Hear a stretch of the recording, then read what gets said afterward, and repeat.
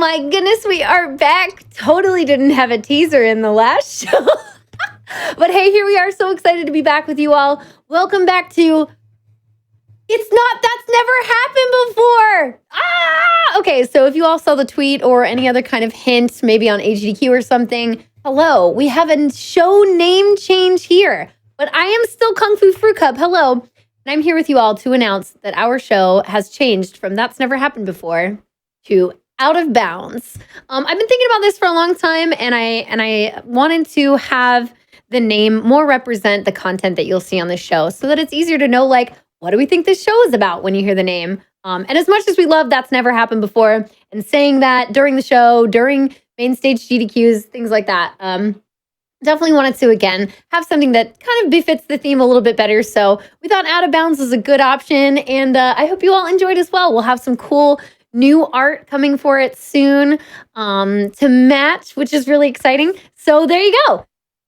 That is our big news. Hooray! Cool show name change. Out of Bounds. There we go. Use those emotes in chat. Perfect. See, we totally have our own emote.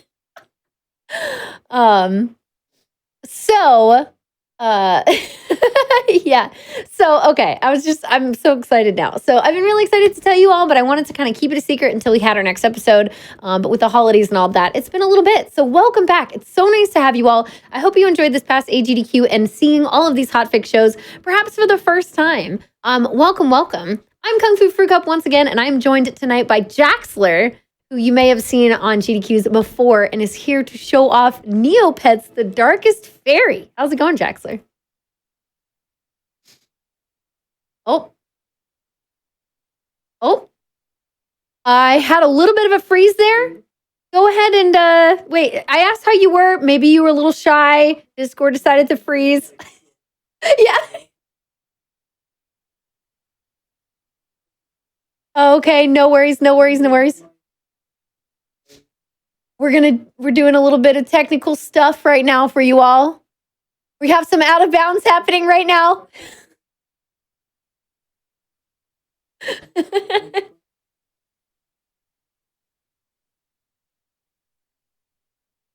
Don't worry, everything's going to be okay, chat. Look, it's just a little out of bounds. It reconnected. Jaxler is working. We're going to get back in there. Get some. I think we're good. There's no like GDQ bless in the chat. We're back up. Looks like we're back up. Alrighty, perfect. Okay. Oh. Are you good? No. Oh. Seems like please, we're okay. Please, no. Why? Yes. It's happening. So it's a little bit. I mean, can you hear me? Okay, so my OBS is still exploding a little bit. Little bit. We're doing a little. Okay, chat can hear. No worries. Don't worry, chat. Yep. We're trying to make this the smoothest experience for everybody. So if you all are new to the hotfix experience, by the way, like I was saying earlier, this is our weekly shows. Did you know you can watch shows not only every weeknight starting at 7 p.m. Eastern, but every weekend day as well, starting at 1 p.m. Eastern. It's awesome. We have tons of shows you can check out.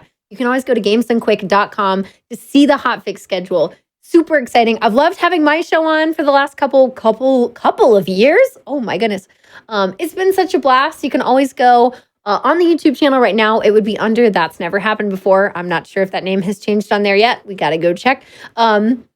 Because this is like the super new, super surprise swap. But yeah, you'll be able to go check it out on there if you want to see past episodes. If you are new to this show, by the way, we are all about glitches. We want to hear about glitches. This is a glitch breakdown show. So instead of seeing like speedruns at their like fastest, if you're ever like, hey, I feel like I want more explanation on how these glitches work in the show, this is the show to watch. Like you watch a run and you want to know more, this is the show. So we take speedrun or like glitch heavy speedruns and we break them down. I bring on runners who just have a ton of knowledge and expertise about their game or games plural.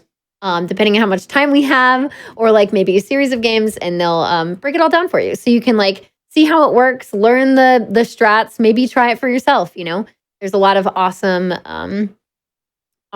description and explanation for it. I think we're good. Phil, can you hear me? I sure can. Woo! I fixed it. And by fixed, I changed a number. Okay, there we go. I'm so sorry about that, everybody. All right, perfect. Just wanted to make sure that everybody knows what's going on the show. And again, tonight we are joined by Jaxler, who's getting ready to show off Neopets, the Darkest Faerie. So, okay, now that all of that's fixed and everything seems good, how are you doing? Well, much better now that it's fixed. But I'm doing really well. I'm so excited to get the opportunity to share this game with y'all tonight. This game is super, super cool, a little bit under the radar, and I like getting to kind of show people games they might not have seen before. So yes, I'm really excited. That's definitely something I've noticed about you and your content, Jaxler, is that like you like to bring, especially to the table for GDQs and things, games that like we've probably never heard of, or potentially never heard of. So when I saw the description for this game and the things that are broken about this game, I was like, oh, this needs to be on the show. This has to be on the show. So unfortunately, Jaxler was available and like ready to go. And so I'm so excited. I know it's like not, it's not like a big title like Zelda or something, but trust me, this game seems like it is broken in such an entertaining and awesome way. And so I'm so excited to be able to show it off. Can I ask, before we get into this tonight, Jaxler, like what brought you into this like genre of games of speedrunning? Like what kind of brought you into like the let's do the less known stuff, or like I want to show these things off, or like why do you love speedrunning these types of games? Yeah, so I think a lot of my what my taste in like games in general comes kind of from, I grew up around the time of like, early aughts, like, 03 through 06 into 7, right? That was like a really formative time for me. And that was sort of like the golden era of licensed games. So I had parents who didn't know anything about what good video games were, what was good, what was bad, right? So they ended up going with things like SpongeBob or Neopets, so things that they recognized because they were like, that's going to be okay for my child. That's not going to have anything I don't like in it, right? And it turns out that like time frame came out with some of the best licensed games of all time. So things like SpongeBob Out for Bikini Bottom, the SpongeBob SquarePants movie, Scooby-Doo, Night of 100 Frights, some of those Monsters, Inc. games that you saw earlier, and even going a little bit further back into the PlayStation era, or like PS1 era, right? And so what sort of draws my attention to a lot of these games, as an adult now, is that I feel like because it was an earlier era of making like a lot of these weirder 3D games, that they threw a lot more stuff at the wall, because the whole idea behind what was common practice for 3D design wasn't fully established yet. It was being worked on, but it's not where we are now in 2023, right? Right. So I feel like when we come back to a lot of these games, we get to see a lot of things that you might not see anywhere else because people might not be willing to take the risk to try. And I think this game, for example, is a really good example of it. And I'll try to shed some light on that as we get more into it. But you might not see all that much of it because we're going to break this game. Perfect. I guess, as for this game itself, I grew up with this game specifically. I remember it was like a GameStop or something, and there was like this corrugated cardboard cutout, like promoting the game, and it had like a little cut-in with like a tiny little display on it that showed like a trailer on it.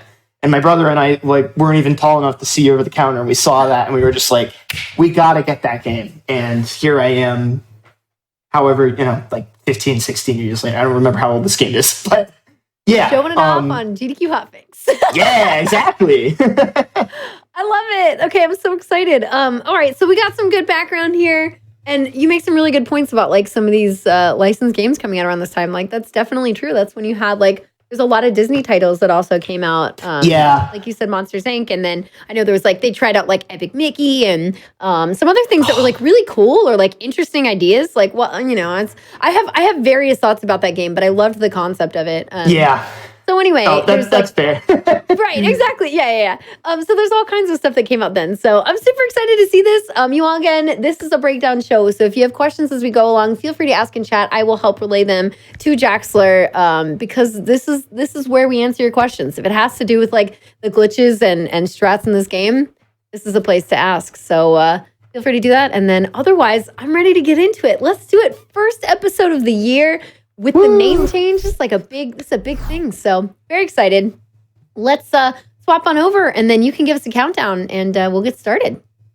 Yeah, sure thing. So I'm on the title screen right now. So we're going to be mostly the game plan for tonight is we're going to be kind of covering the any percent speedrun for this game step by step.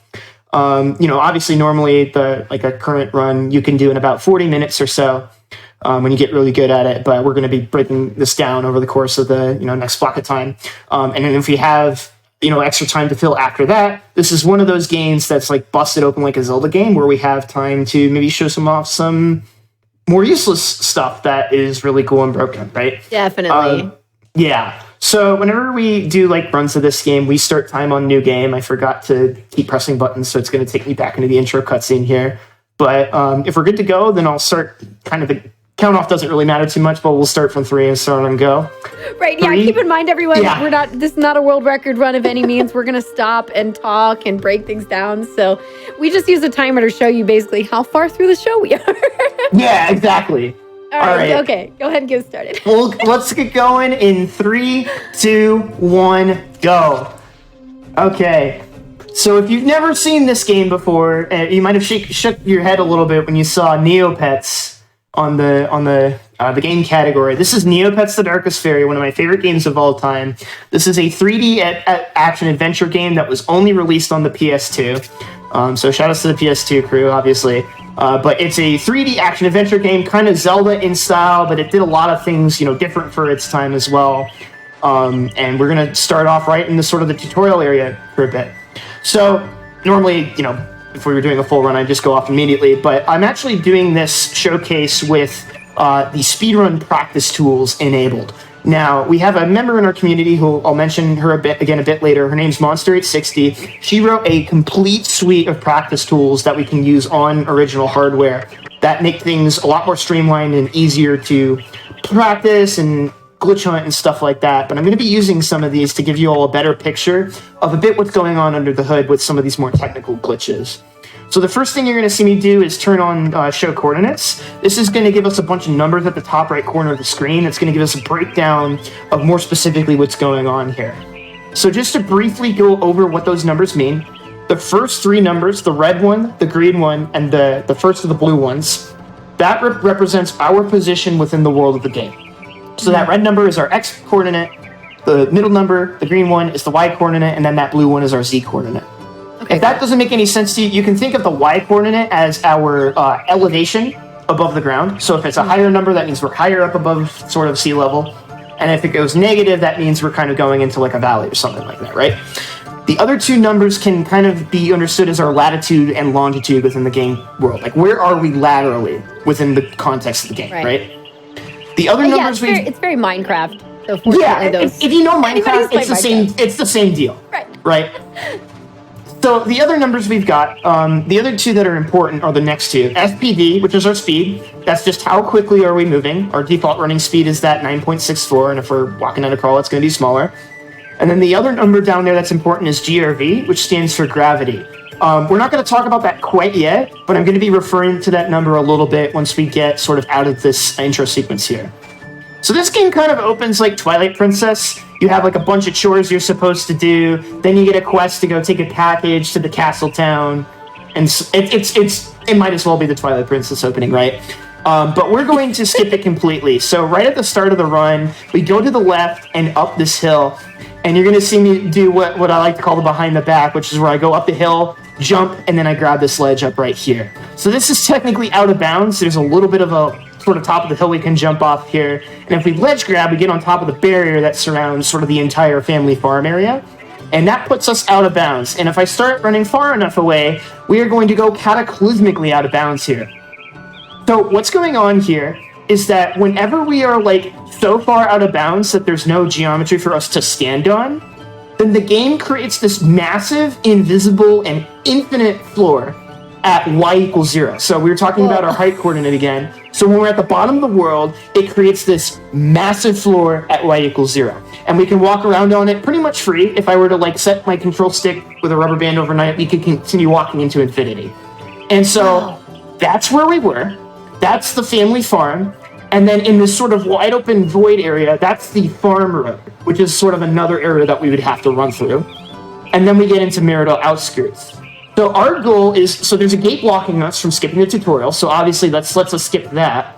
But on top of that, it lets us skip a whole bunch of other cutscenes and stuff too. And I'll, go. You sound like you have a question, so. Oh yeah, but you like can't take this like to the end. So you can take this like to the ends of the worlds in this area, but you can't take this like to the end of the game, because I assume. No, not to the end of the game, and that brings up a good point, right? Because if I go too far, I'm not going to go anywhere because everything's like unloaded right now, right? Mm-hmm. So when we're out of bounds in the speedrun, we have to do really careful management of loading triggers. So this game, it sort of does like a seamless open world. It's one of the really cool innovations this game did that I was talking about, where the whole world is contiguous. And so there are like these little tunnels and hallway areas where once you go over a certain threshold, it will tell the game to start loading in the next area, so that it all seems like one seamless connected world. And so what you're going to see me do is trigger some of these from out of bounds so that I can load the next area that I want to go to. Right? So we're skipping Farm Road, and my goal is to load in Marital Outskirts, which is my destination, okay? And so to achieve that, I'm going to use a exploit, or just a property of the game called an upwarp. So I mentioned how we're on this floor, that's y equals 0. Well, as a safety measure, if the game sees that we're on this floor, and thinks that there's a bit of geometry above us that we should stand on, it'll pop us up right on top of it, and that's called an upwarp. So you see how I snap immediately on top of that, and I'm at y equals 54 now? We have successfully snapped up on top of this geometry. Now, a lot of the grass planes still extend outside the bounds of the walls, right? So it's all loaded in. So if I look at my map, we're on the edge of Farm Road right now. So if I look back here, you can see kind of a little bit of Farm Road, but it's not quite loaded properly. Right. Then what I can do is I can run off of here while still out of bounds, and then jump over an invisible wall that's just kind of there. And then you're going to see a little loading bit here. It's going to get me stuck here a little bit because I took this slow. If you do this like the fast way, it won't load for as long. Then I'm going to jump back off so I stay out of bounds. And now if I look at the map, we're in Marital Outskirts.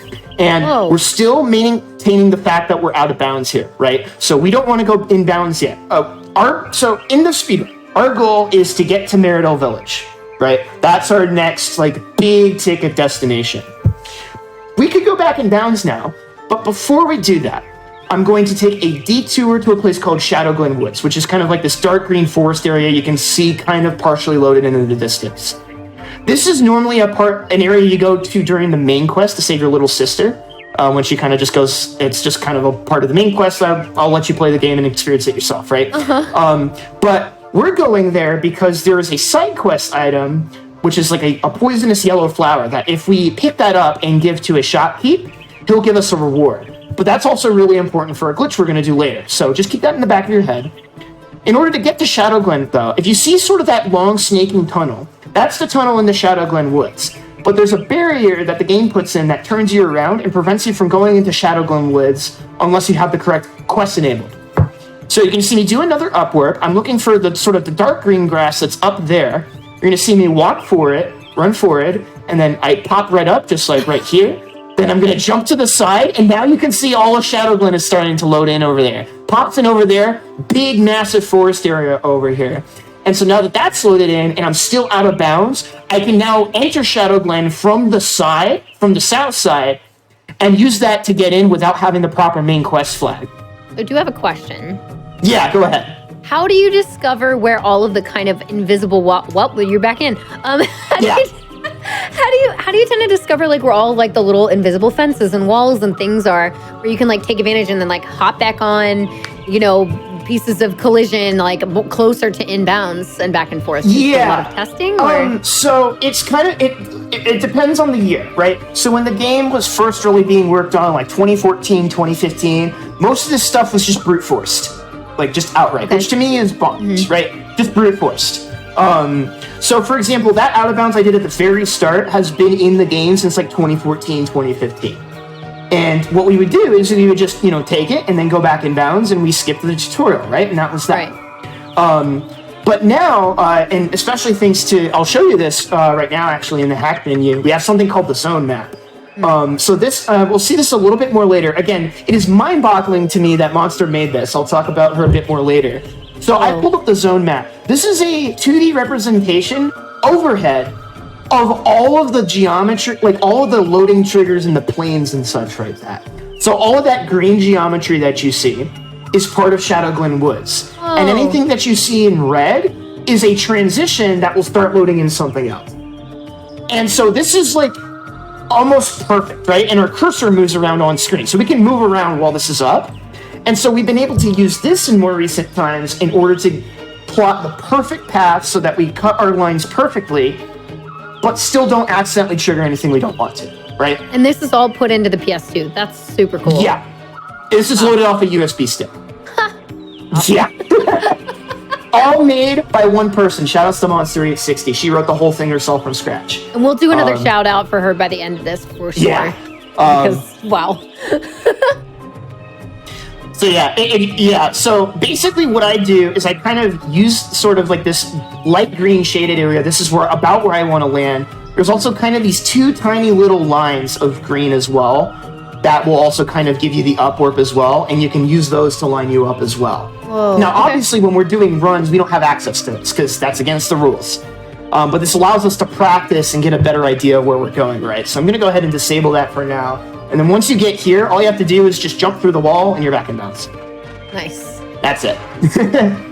So we're going to be back in bounds for a little bit here because this conveniently puts us right at the yellow flower that we're going to pick up for that side quest. And then I'm going to take a little bit of a swim. This is going to reset us at a, just as we do. This resets us at a default location that is closer to the exit. That's all we need from Shadow Glen, so we're just going to leave. Of course, right. Yep. Once you get the yellow flower that we totally know about to do in the game. Now. So you're going to see me do something actually pretty specific as I leave here. We're going to come back. I mentioned earlier that there's that cutscene barrier that prevents us from entering. We're going to re-trigger it again, but I'm going to be sure to do it while I'm in air. And keep an eye on that GRV value at the bottom. Normally, it's 1.0, but now it's 0.30. Whoa. So what does that mean? That means our gravity is essentially a third of what it's supposed to be, which is not normally it. So let me explain the reason why this exists. So when you jump, by default, you are at 1.00. That's your normal gravity. That would be equivalent to gravity on Earth, which is negative 9.89 meters per second squared, right? And so whenever you jump, as like a gameplay sort of balancing sort of thing, just to make the game feel better to play, they cut your gravity value down to a third of what it should be by default whenever you jump. If you see me jump, it goes to 0.30, and then when I touch down again, it goes back to 0.1. Okay? But if you interrupt sort of like the touching down on the ground animation in some way, then it never resets the gravity back to 1.0. So here's a really easy way to set it up. You just jump and grab a ledge. Just like that. Your gravity's a third of what it should be. And so if you notice, if I like walk off the edge here, you see how I kind of like float off the edge a little bit? If I go to my standard gravity, I just kind of instantly fall right off of it. Wow, There's a pretty significant difference there, right? And so you might be wondering, like, why the heck does this exist in the game? So if you were at like 1/3 gravity the entire time in the game, and you're walking downhill, you're gonna start floating off the hill. Yeah. Right? So they made it so that when you're on the ground, you have a higher gravity so that you actually like stick to the ground, so it looks more natural. And then when you jump, it's a bit floatier. That's why it exists, right? Okay. The reason I bring all this up is that being at this 1/3 gravity is going to be super useful for several of the tricks that we're going to do, such as this one right here that we're going to do called L2 jumping. So essentially what I'm going to do is I'm going to hold down L2, which is kind of like a budget version of Zelda Z targeting. You see I'm holding down L2, the camera's locked, and I just pivot around in place. This also will allow me to run a little bit further off the ledge than what's normally intended. And then what I'm going to do is release L2, and then press the jump button 1 frame later. And this will give me a longer and higher jump than what I'm normally supposed to get. And this allows me to clear all the way to this lily pad, which is normally the opposite way you're supposed to get here. Oh. Right? So the reason we do this is so that we can set up another one right here. And then that gets us out of bounds if we do another L2 jump. Wow. Then this is just a shortcut, right? This one we just upwarp right here. And this lets us skip like a bridge parkour segment. I think it only saves like 15 seconds or so, but it's really high, so I gotta show it off, right? So they just, I just feel like with the developers with this, they just decided to just forego a lot of collision in this game because they didn't think people would. Like, you just don't think about it as much. If they're like, oh, we're going to make a Neopets thing. We're going to make it in this style. So just put this here. Nobody's going to go over here. They can't get here. They can't get here, yeah. They can't get here. We've tested out our gravity. Yeah, exactly, right? Yeah. And it's interesting too, right? Because like you think like a game like this wouldn't have like a lot of like things going on because it's a licensed game, right? Yeah. But not from games from this era. They gave it their all, right? And that's what I love about games like this. Lots of love in here. All right, so we made it to our first major destination, which is Meridol. And there's going to be a cutscene that triggers. And as I do that, I'm going to hit up on the D-pad. That's going to open up my consumable hot swap menu. I'm going to hold square and continue holding the square button into the cutscene. Now, this sets up something called text skip glitch. We don't have a great understanding as to why this works. But if you set this up and continue to hold square, if you walk into a cutscene or like an unprompted text box, it will clear the text boxes every other frame. We don't know why, but it's really nice and it sounds really funny. So we're going to see this little bit of a cutscene here. There's going to be a package that flies up into the air that we never grabbed, but the game just assumes that we've grabbed it already because we're here. And then we're going to see the text box skip glitch in action here in just a moment. Boom. It's really fast. So that's like obviously really nice to save on mashing, but on top of that, it is actually just straight up faster than mashing too. Nice. So the whole reason we want to be in Meridol, obviously Meridol is kind of like a gateway to all the other zones in the game. But on top of that, we want to do some shopping. There's a bunch of really important stuff that we skipped out on. We don't have a weapon because we skipped the first weapon that we got, and there's a lot of powerful gear that we can pick up here at this point in the game. But if you were to look at my inventory right now, you would notice that I'm pretty broke. So we have to sort of do this scripted sequence here in order to make the shops pull up, and then we're going to set up for... So this glitch that we're going to be doing is probably the greatest discrepancy in this game between how easy it is to perform versus how complicated it is under the hood. Mm-hmm. So I'm sorry in advance if I've already overwhelmed you with information, but it's about to get worse before it gets better. So here's what we're going to do. It happens on the show so much. Yeah. Okay, sorry. So remember that flower I got. So this guy, Angus, this guy's name is Angus. He's a good fella. We're going to give him the flower, and he's going to pay us 500 Neo points. Okay? Oh.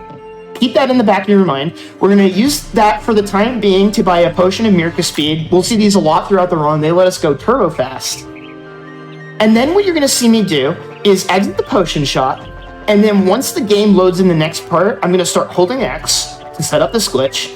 I'm going to go to a very specific guard over here, and I'm going to start talking to him, and you're going to see something very funny start to happen.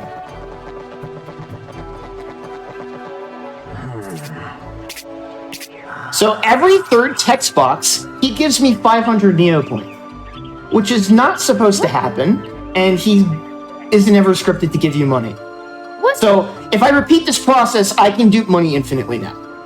And it was just as easy as getting that side quest done, walking over to this guy and talking to him, having a nice conversation with him, okay? So setup and doing it, really simple. Under the hood, really complicated. So, in order to help you better understand what is going on here, I went ahead and made a slide deck to explain all the nonsense that is going on under the hood with this trick. All right, get excited, everybody! Because text boxes are really funky in this game. So, this glitch was discovered by complete accident by just a casual player who just happened to, a lot of, we have a speedrun Discord, right? But we also have a lot of people who are interested in modding or just, talking about the game because it's a cool game, right? And so somebody was just playing this casually and found this by complete accident.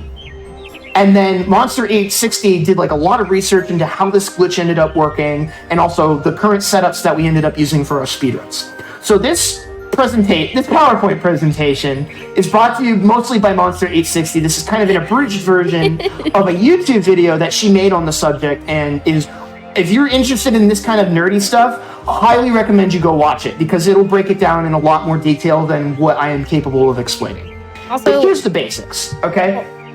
So, whenever the game puts a text box on screen, it doesn't vomit all the words and characters onto the screen all at once. It does it character by character, as just sort of an aesthetic thing, right? In order to accomplish that, what the game does is it pulls the data from the Neopets disk, and then it copies it to something called a buffer. This is just a pre-allocated place in the game's, in like the system's memory, that says this is where the current text box is going to be looked at. Because reading information from a CD is really slow. But if I'm reading it from the console's memory, it's a lot faster for processing reasons. And then from there, it starts to copy that information onto screen. Okay? So here's what the text box that you saw with the side quest actually looks like under the hood. So in addition to alphanumeric characters, text boxes also contain other things. The two main ones we're going to be looking at are escape sequences and null terminators. An escape sequence is a fancy term for a set of characters that, when it's read by the game, will execute a line of code somewhere. Okay? So the one at the start of this text box just says, make the text box color red. That's all it does. Right? So there will be also escape sequences where I want to highlight a word in yellow. So I'll put an escape sequence before the word and another one at the end of the word so that it sets it back to the correct text color afterwards. In this case, there is an escape sequence at the end of this text box that gives us the 500 Neo points, right? This is not done by every side quest in the game, but this is one of the rare ones that does, okay? So there's a line of code at the end of this text box that gives us 500 Neo points when we turn in the side quest item. The other thing that is at the end of this text box is what's called a null terminator, which basically means this is the end of the text box. Stop looking for any more words to put on the screen, okay? That's sort of what it looks like under the hood. Now, the issue is I talked about sort of this buffer that is holding this data for the text box. And it stays, so this text box is left in that buffer until a new text box needs to show up, in which case that gets put in the buffer instead. However, the buffer isn't wiped clean like a dry erase board. Instead, any new text box is essentially pancaked on top of the start of this area of memory. And so here's what it ends up looking like when we talk to Guardsman Ulfric. So if you look closely here, we have that escape sequence at the start, we have the new text box, but there's that leftover text from the previous side quest text box. If it's a long text box and you have a shorter text box that gets pancaked on top of it, then you still have the tail end left over in the game's memory, right? So that's the first part, is that we set it up so that we talk to Angus to set up the side quest. So we have this stored in the game's memory, and then we pancake another text box on top of it. So now, so the issue is this null terminator in the middle. So if that didn't exist, it would just process the rest of the text box and then just give us the money again, because it's still left over in the game's memory, right? But when it sees that null terminator, it's like, okay, that's the end of the text box, I'll just stop. So how do we get around that? And the answer is fractions. So more math, okay? So there's going to be a lot of numbers here, but this is the same representation of the text box sort of setup that we have set up. What the game does is it shows up the different characters one at a time. And over the course of 3 frames, one new character will appear. And so the way it works is that when it in this example, the W, it'll start at a third of its normal size, then it grows to 2/3 of its normal size, then it goes to full size by the 3rd frame. Okay? And so the way that it keeps track of all of this in its head is this first number at the top left corner, okay? That says 1.333333, right? So it uses this one number to get a couple of different pieces of information out of it. This is just an optimization thing that the devs did on their end. So what they do is every frame, they add 1/30th, which is 1 divided by 30, to this first number, okay? And then what they do is they move the decimal point to the right by 1. So they multiply that number by 10. And then based off of that second number, they get a couple pieces of information out of it. If they trim off all the decimal points behind it, that tells them how many characters that they've processed within the text box. If you use the sort of decimals on the end and do some math with it, they use that information to figure out how much they're scaling the character by. So in this case, we are on the W. So if you look at that arrow, we're currently on the position of the W, and we're 1 frame into showing it on screen. So we're 13 characters in, And so with that math, it gives us 0.333, which is about 1/3. And so it shows it up as like 1/3 of a character. And then on the next frame, we do the same operation again, where we add like 0.03333, and so on, right? Huh. So here's the issue. If you divide 1 by 3 on a calculator, it'll give you 0.3 repeating, right? But a computer can't store 0.3 repeating because it would explode, right? Right. So what it does is after like say 5 or 6 decimal points, it's just like, all right, we're gonna cut it off here, and it's just gonna be 0.3333, 6 decimal places or so, right? And so the issue is that if we go to frame 3, for example, when it's done, it gives us like 13.99999, which isn't quite 14, right? Because if you take 0.3 repeating plus 0.3 repeating plus 0.3 repeating, that's supposed to give you 1. But we're not saving it like that. We save it as like this slightly smaller number. So what the devs did to compensate for that is that they do this intermediary step where they add 0.001 to the second number. And so when you get to the third frame, it essentially wraps the 1 digit up an extra digit, right? So it wraps us up from 13 to 14, and it should work out, right? The issue though is if you look at that third number, there's that 0.00099 at the end. There's a little bit of rounding error that accumulates because we haven't exactly reached 1, and we do this kind of sort of hacky method to get all the numbers to line up. Now, in order for the text, I lied to you a little bit. In order for a text box to stop being processed by this text parser here, that yellow line, 2 conditions need to be met. I mentioned earlier that you need to reach the null terminator. The other condition is that the scaling factor that we've been using in these past 3 frames to determine how big our character is needs to be less than or equal to 0, okay? And the reason why that is that the developers didn't want the text box to stop processing early if it wasn't done scaling all the characters. So what they do is, if it's a negative number or if it's 0, that means, oh, we're not scaling any characters, that must mean we're done, right? Okay. The issue though, and the reason this glitch works, is because of that extra like 0.0099. TLDR, when we get to that null terminator, eventually, due to the rounding error that exists, this scaling factor, just by sheer chance, is positive and above 0. And so as a result, when it reaches the null terminator on its first frame, it fails that second condition. And so it does not process the null terminator. Then 2 more frames pass, and those fail as well, because the game still thinks it's like 0.33, 0.66. It thinks it's scaling a character, when in reality it's trying to scale a null terminator.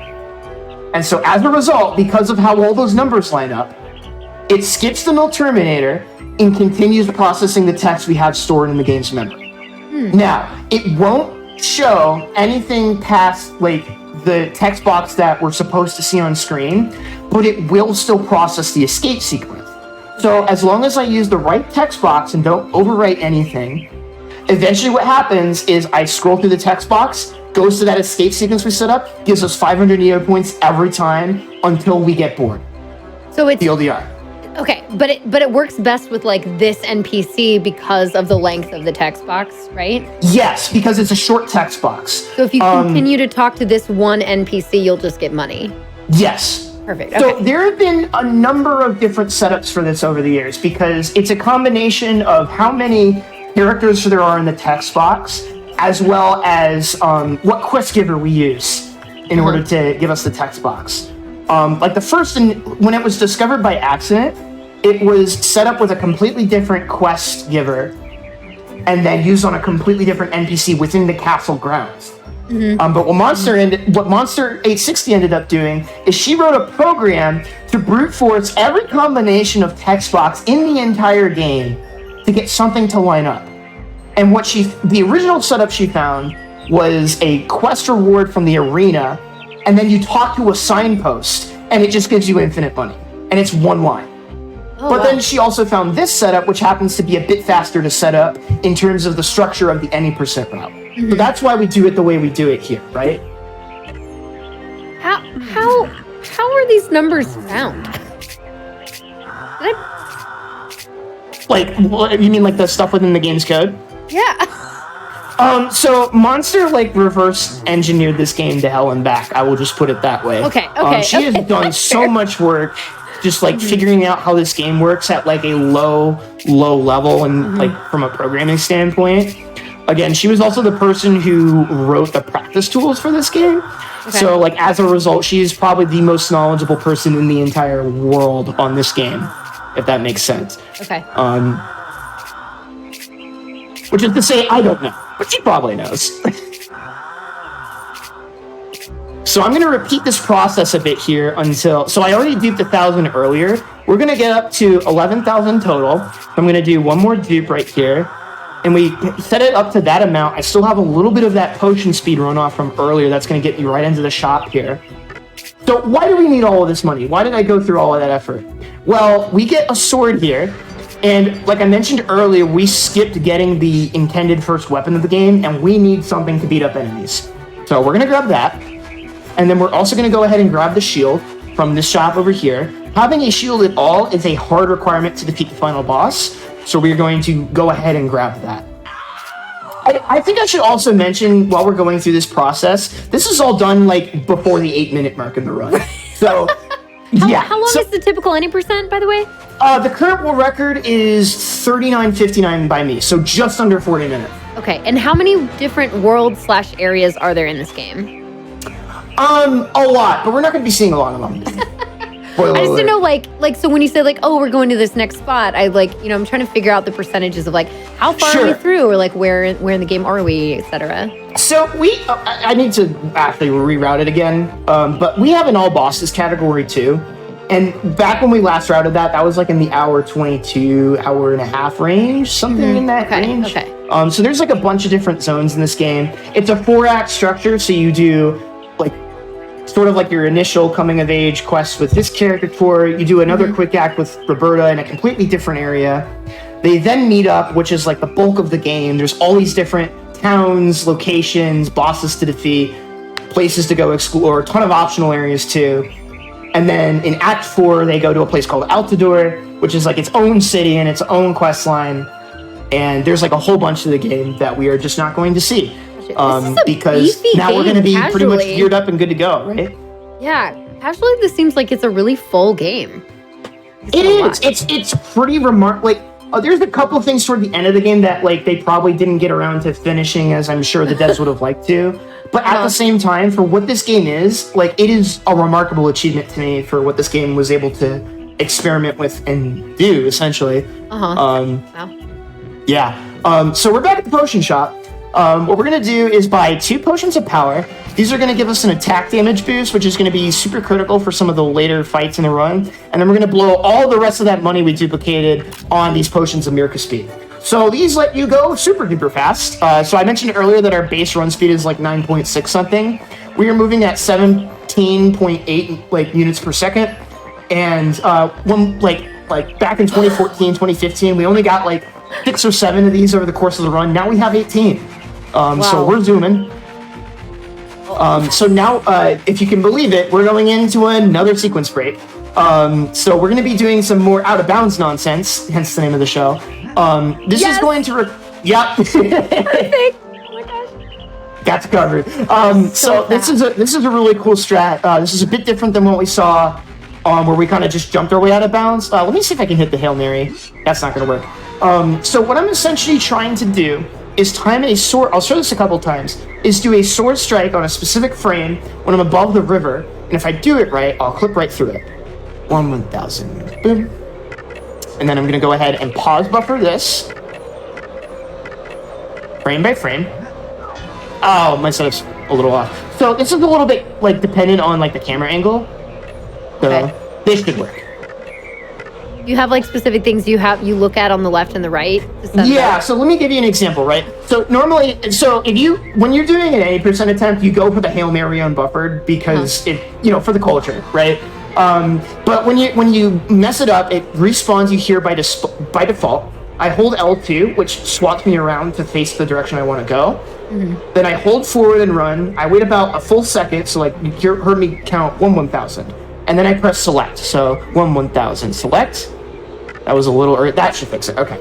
So then what I do is I press triangle and then hold to left. This will actually advance the game 1 frame and then buffer another select input. So if I repeat the process, it'll advance and cause us to fall down 1 frame at a time so that we can line up the perfect frame. Now, for the visual cue to know that I got the correct frame, if you look at where it says hack menu, when you're doing a run, it says resume game, but that sort of leftmost letter, it's the same height between H and R. What I look for is when sort of like the water, the line of the water in the distance meets the middle of the letter, that's the frame I want. And then from there, I press triangle, hold circle. Okay. Clips me right through. And now, so long as I don't jump, I get to remain out here. So the purpose of this is, of course, to go out of bounds. And so I can run this way out here. I'm actually going to do this without the speed potion here, so I can show you a little bit of... I'll do this with a speed potion. So one of the issues... So we're going to... I'll explain where we're going in a moment. And I'm going to try to do this at full speed. We're basically competing against the speed of the game disk loading in to try to get between these different loading triggers before they load on top of us. Okay. And so I'm going to very specific locations, again, like we saw at the very beginning of the showcase, where there are these different loading triggers that transition us from one area to another. I'm going to very specific spots so that I can keep certain things loaded while I keep hazards like rivers and kill planes deloaded. And so you're going to see me try to do here. I wait for the camera to flip like that. That gets me the up warp. Okay, that's really risky. So if I screw that up, I fall into a river and I have to do the whole sequence over again. Can we see the river from here? It's on the other side of that wall. Oh, okay. Okay. So now here's the thing. We're trying to get to so now that I'm here, I'll explain what we're doing. We're trying to get to somewhere called Abandoned Mines. I mentioned earlier that this game is split into a 4-act structure. And so Tor kind of exists in like the main overworld area that Act 3 is in Act 1. But normally you can't get to a lot of these areas until Act 3 when you have Roberto with you, which is our second character that we'll see a bit later. And so we're going to a place called the Abandoned Mines. Now, normally Kagan Village, this whole sort of area that I deloaded and walked through out of bounds, you can be in there as part of the main quest as Tor at some point, but there's this later section of the area that's blocked off until you come back later in the game. And we want to go there as soon as possible. Because once we do, we get access to a really broken upgrade, which it's not going to look like that, but trust me, it's really funny.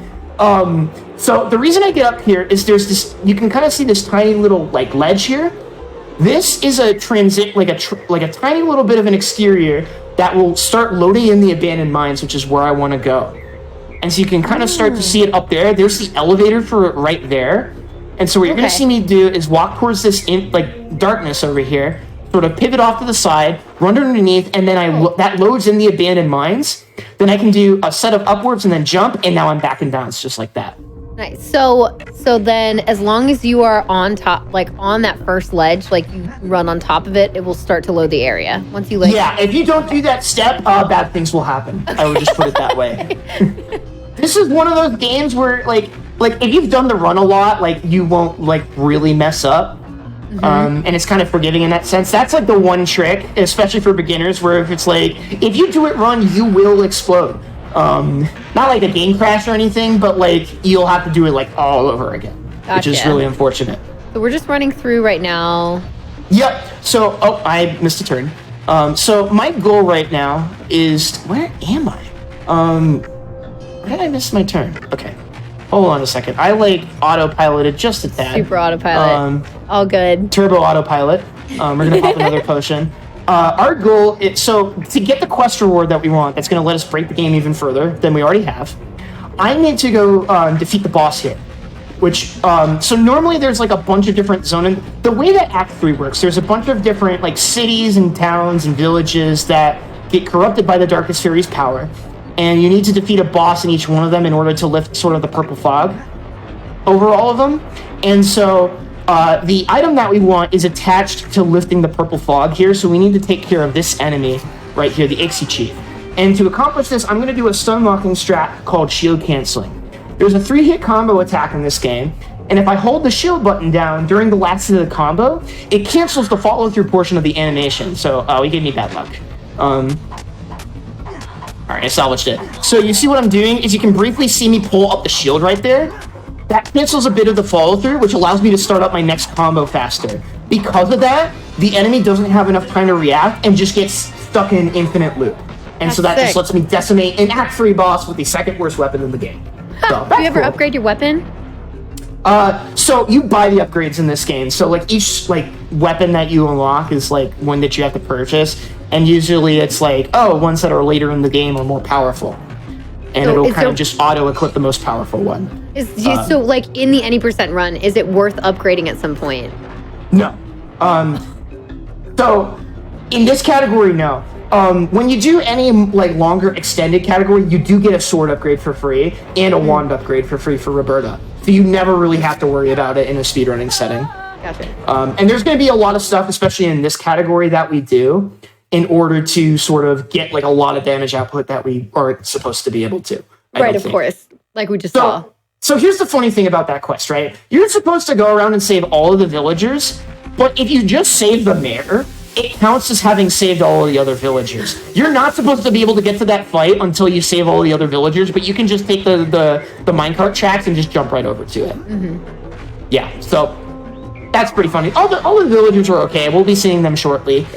But yeah, doing that is going to lift all that purple smoke that you saw, and that's going to allow us to get this super broken upgrade, which we'll be seeing momentarily here.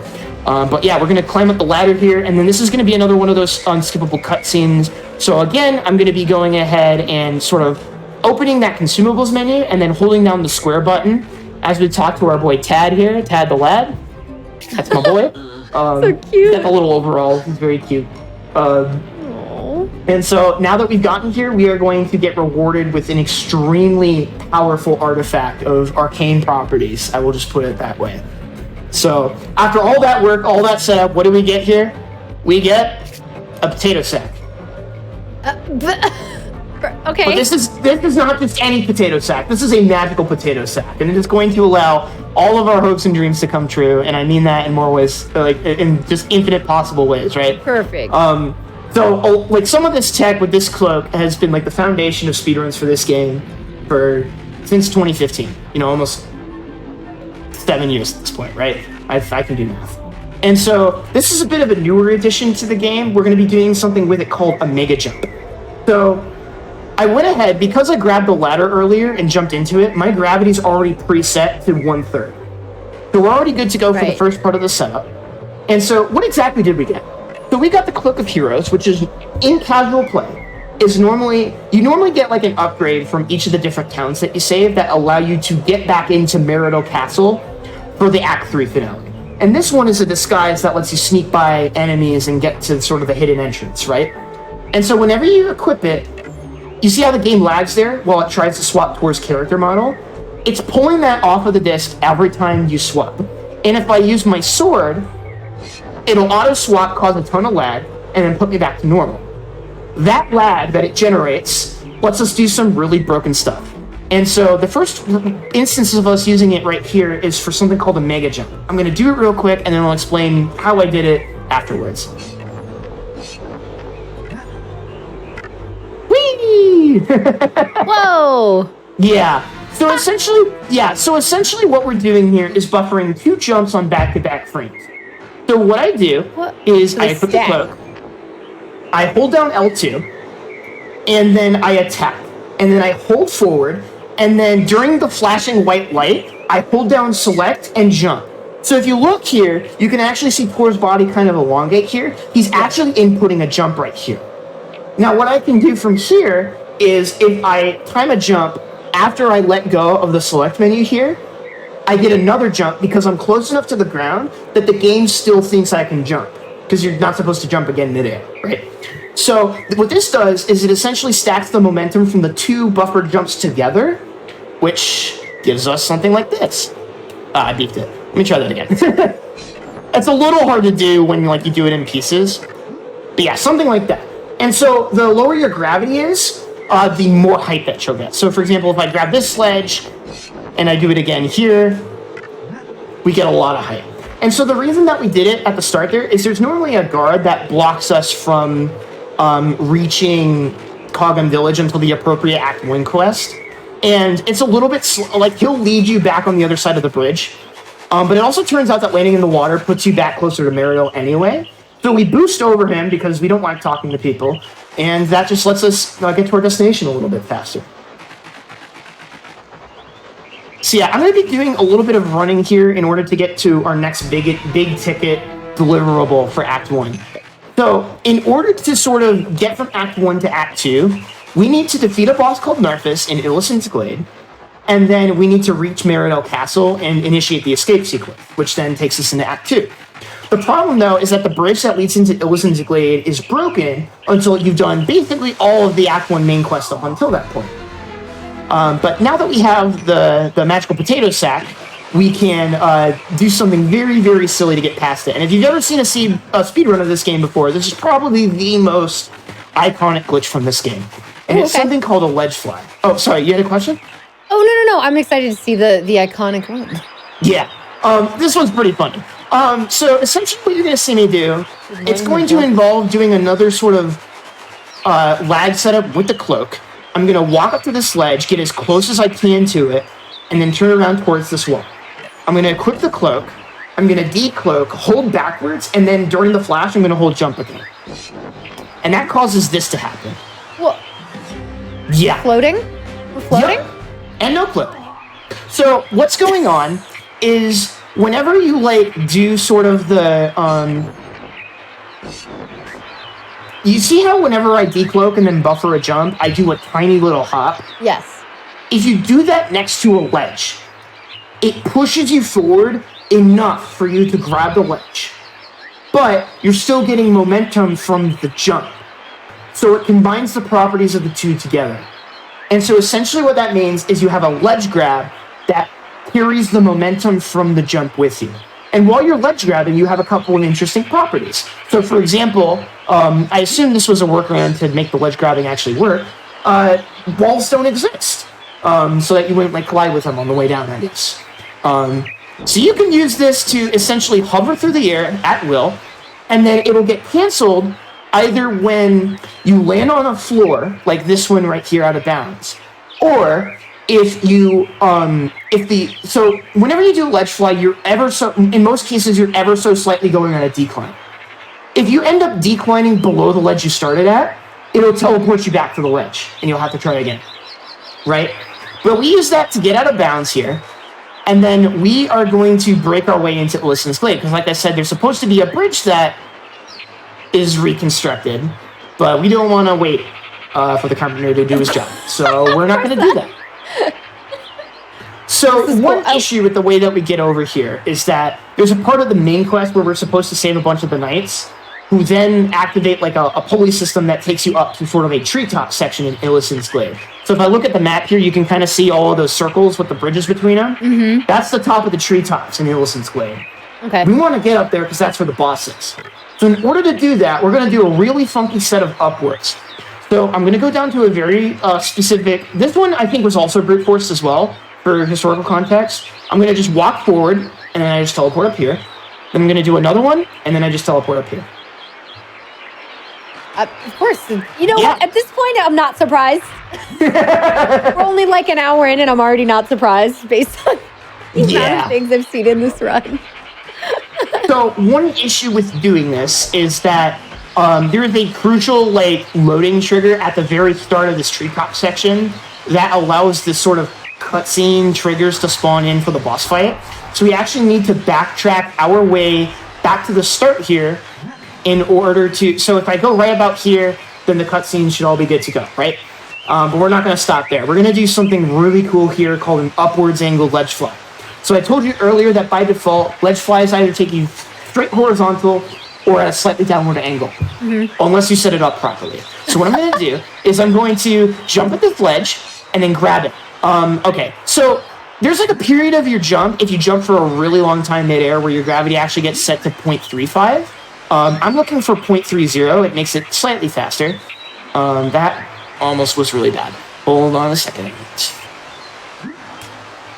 Okay, we're going to go with 0.35. It's possible with both, but... So what I do is I do a sword slash. This backed me off the ledge a little bit, so I'm a little bit further behind. The angle at which a ledge fly sends you is dependent on a couple of different factors.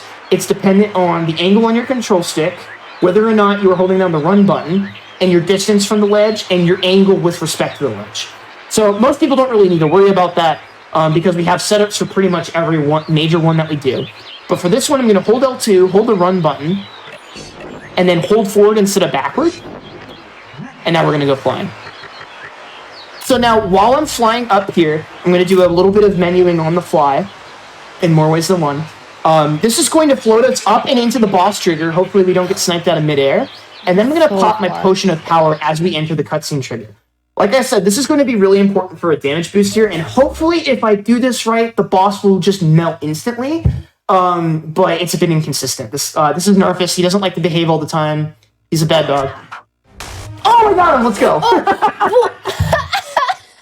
Later. So, don't have a great explanation for that other than... So, if you don't time a 3-hit combo in this game, you'll do like a really weak rapid jab. But when combined with a potion of power, if you hit boss hitboxes in a very specific way, the sword can actually like hit the boss over and over and over again, like every frame. Oh my gosh. And so it just, for Narfus specifically, gone. Bye. So now that we see this cutscene specifically, this is going to be the crucial story flag that we need in order to be able to progress to the end of Act 1. So all of the setup and prep work was to get us into sort of the end of Act 1 here. Okay. So we're still in Act 1. We are still in Act 1, but that's going to be changing very soon. For the 80% run, do you have to do all 4 acts to make it all the way through? Okay.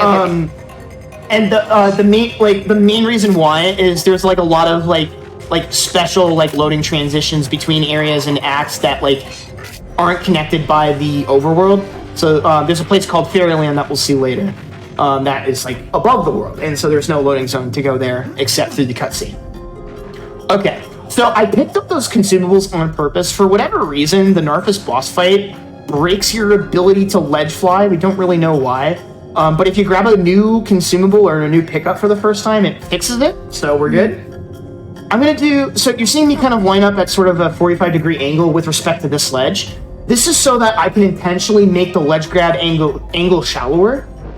And then when I do it to the side like that, when it tries to pick... Oh, I got a horizontal one. That works. Because eventually what it'll do is it'll stop, and then I just grab the ledge in thin air. Wow. Okay. So we're good. Okay, so let me set this up. Our goal right now is to get into Merido Castle, because that's the end of Act 1.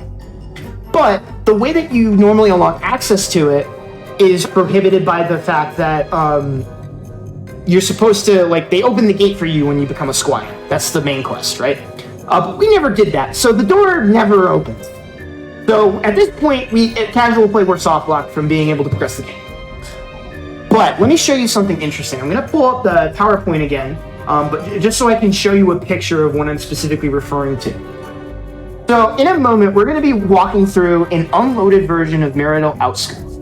If you look at those like tiny little orange shaded regions, it says Merido Castle Courtyards. Now, the Merido Castle Courtyards, which is inside the castle, are only accessible through loading zones from within the castle. They are never meant to be exposed to the overworld, right? So you might be wondering, why are they on this map, right? And so what we believe is that originally, in the developer's vision of the game, Act 3 was meant to be accessed through sort of like breaking down the back, like the north castle wall, and then you go into the castle gardens from there. They ended up not going with that. They went with a different approach. But the data for those loading zones is still in the game's memory, but it's normally inaccessible because it's like super far out of bounds. If we look at that image, for example, you can kind of see all the land masses underneath all of the different shaded regions. And those orange regions are way stupid far away, right? And so my goal is I am going to be trying to touch, I believe it's either I think it's the red region, which is Draken Ridge. And I'm going to be I think it's the yellow region. Sorry, I'm getting my transitions mixed up. I'm going to be hitting a specific piece of geometry to try to load in Merido Outskirts.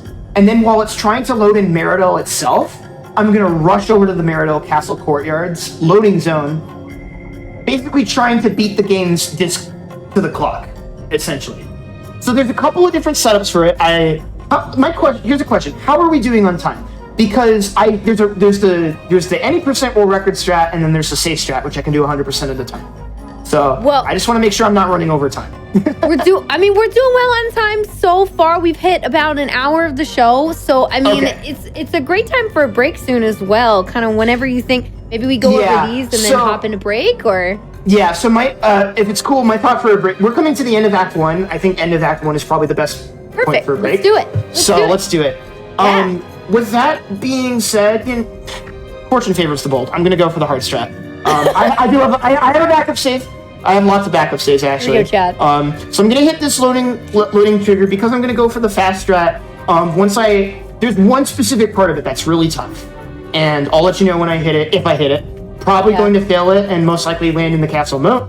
But what you're gonna see me do here is run up to a specific location right here. I'm gonna stop, open the map to force the game to load in the next transition a bit faster. This is just a slight optimization. Then I'm gonna wait for all this to load in as a visual cue. Then I'm gonna run forward, get to about here, and then stop. Then what I do is I look, where is it? Hold on a second. Gonna back this one up because that didn't look quite right.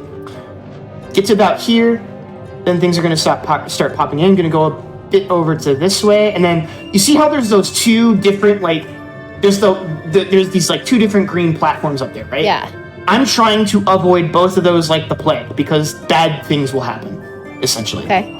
And so now if I go through here, you can kind of see this giant marital castle.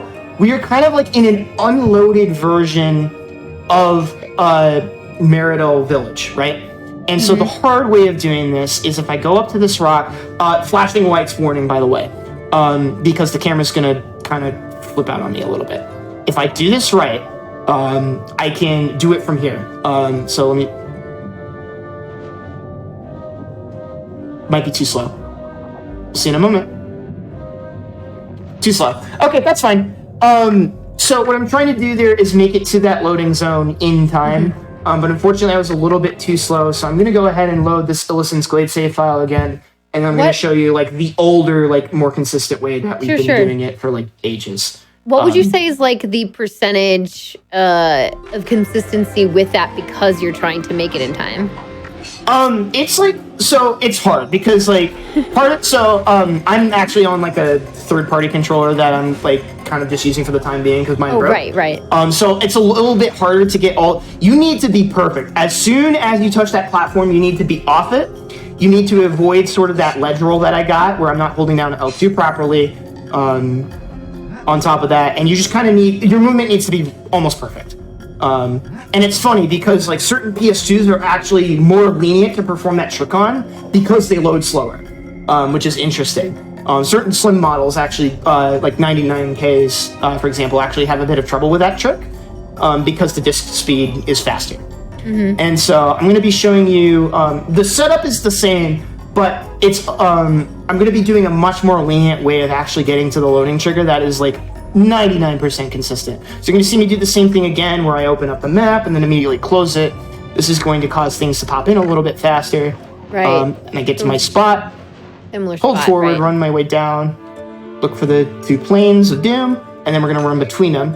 But instead of using that rock setup, what I'm going to do is I'm going to kind of run through Marital Village. This is actually the same, well, I won't spoil it. But this is, this was the old strat, right? Before like the faster destroy your run strat if you fail it strat was found.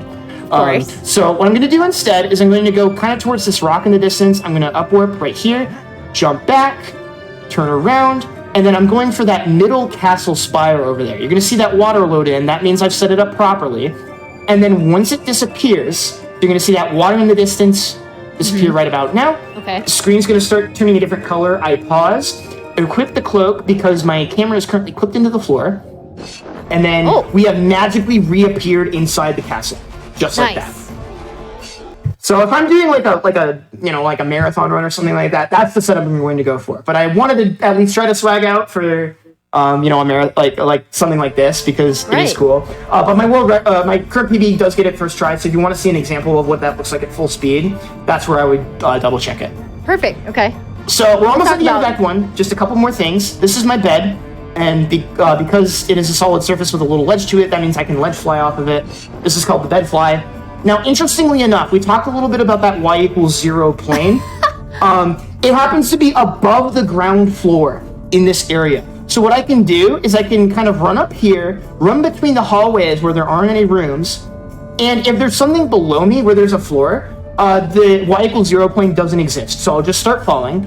So I line myself up, hold L2 so that I can... So whenever I hold L2 and run off of something, normally you just fall, right? But if you hold down the combat strafe while you're running, you continue running midair.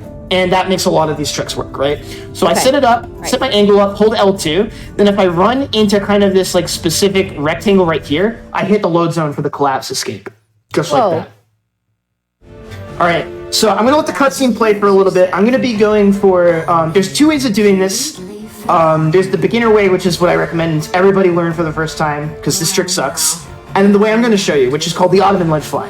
This is arguably one of the hardest tricks in the run, besides the one that I just failed earlier. So what makes this ledge fly so hard, and I'll skip the cutscene so you can get an idea of it, I'm going to be doing it off of this tiny little like footrest cushion thing, like an ottoman, right? It is a very small hitbox to ledge fly off of. It is very easy to fall off of it. You also have 3 enemies lobbing projectiles at you, and if you are not perfectly aligned, you will either get the wrong angle ledge fly to not get the wall clip here, or you'll bonk into that table over there, which also cancels your ledge fly. And then sometimes these jerk. Oh, did I? Wait. Okay, that is really funny. So if you decloak while you're dying, it cancels the death. So I just got billed out super hard there, which is really funny. Yeah, these again. I have I'm wearing a potato sack, right? So I have like no armor here. Very, very little resources. This might work. Right. There we go. So you want the horizontal angle ledge fly right there, because if you're too shallow, you hit the floor before you clip through the wall. On the other side of the wall is the loading zone to enter Act 2. Just like that. And so there we have it. We made it from Act 1 to Act 2 finally. And so the rest of the acts are going to kind of start dropping like flies a bit more. We're going to see a new character here. But before we go into any more details, Fu, I think this is the perfect time for a break. Perfect. Oh yeah, look at this. Look, different character now. This is pretty wild. So I hope you all are enjoying it so far. This has been a lot of information. It looks like we've really gotten like a huge amount. Listen, we went from immediately going out of bounds and running just underneath everything to like this type of jump to like this type of skip to this. This is like so much more full than I expected, and it's amazing. It's perfect. So I hope y'all are enjoying it so far, especially the PowerPoint, which was perfect. Thank you. And don't worry, we are back for more. We are only a quarter of the way. Well, I mean, maybe a quarter, more than a quarter of the any percent, but we're just going into Act 2 out of 4 acts in this game, in this run, and then we have other stuff to show off after. So don't go anywhere unless you're just getting water or stretching real quick. That's why we take these breaks here on Hotfix. So we will be right back in just a few minutes. And yeah, I'm gonna get some water too. And then we're gonna keep doing some more. This is amazing. We'll be right back.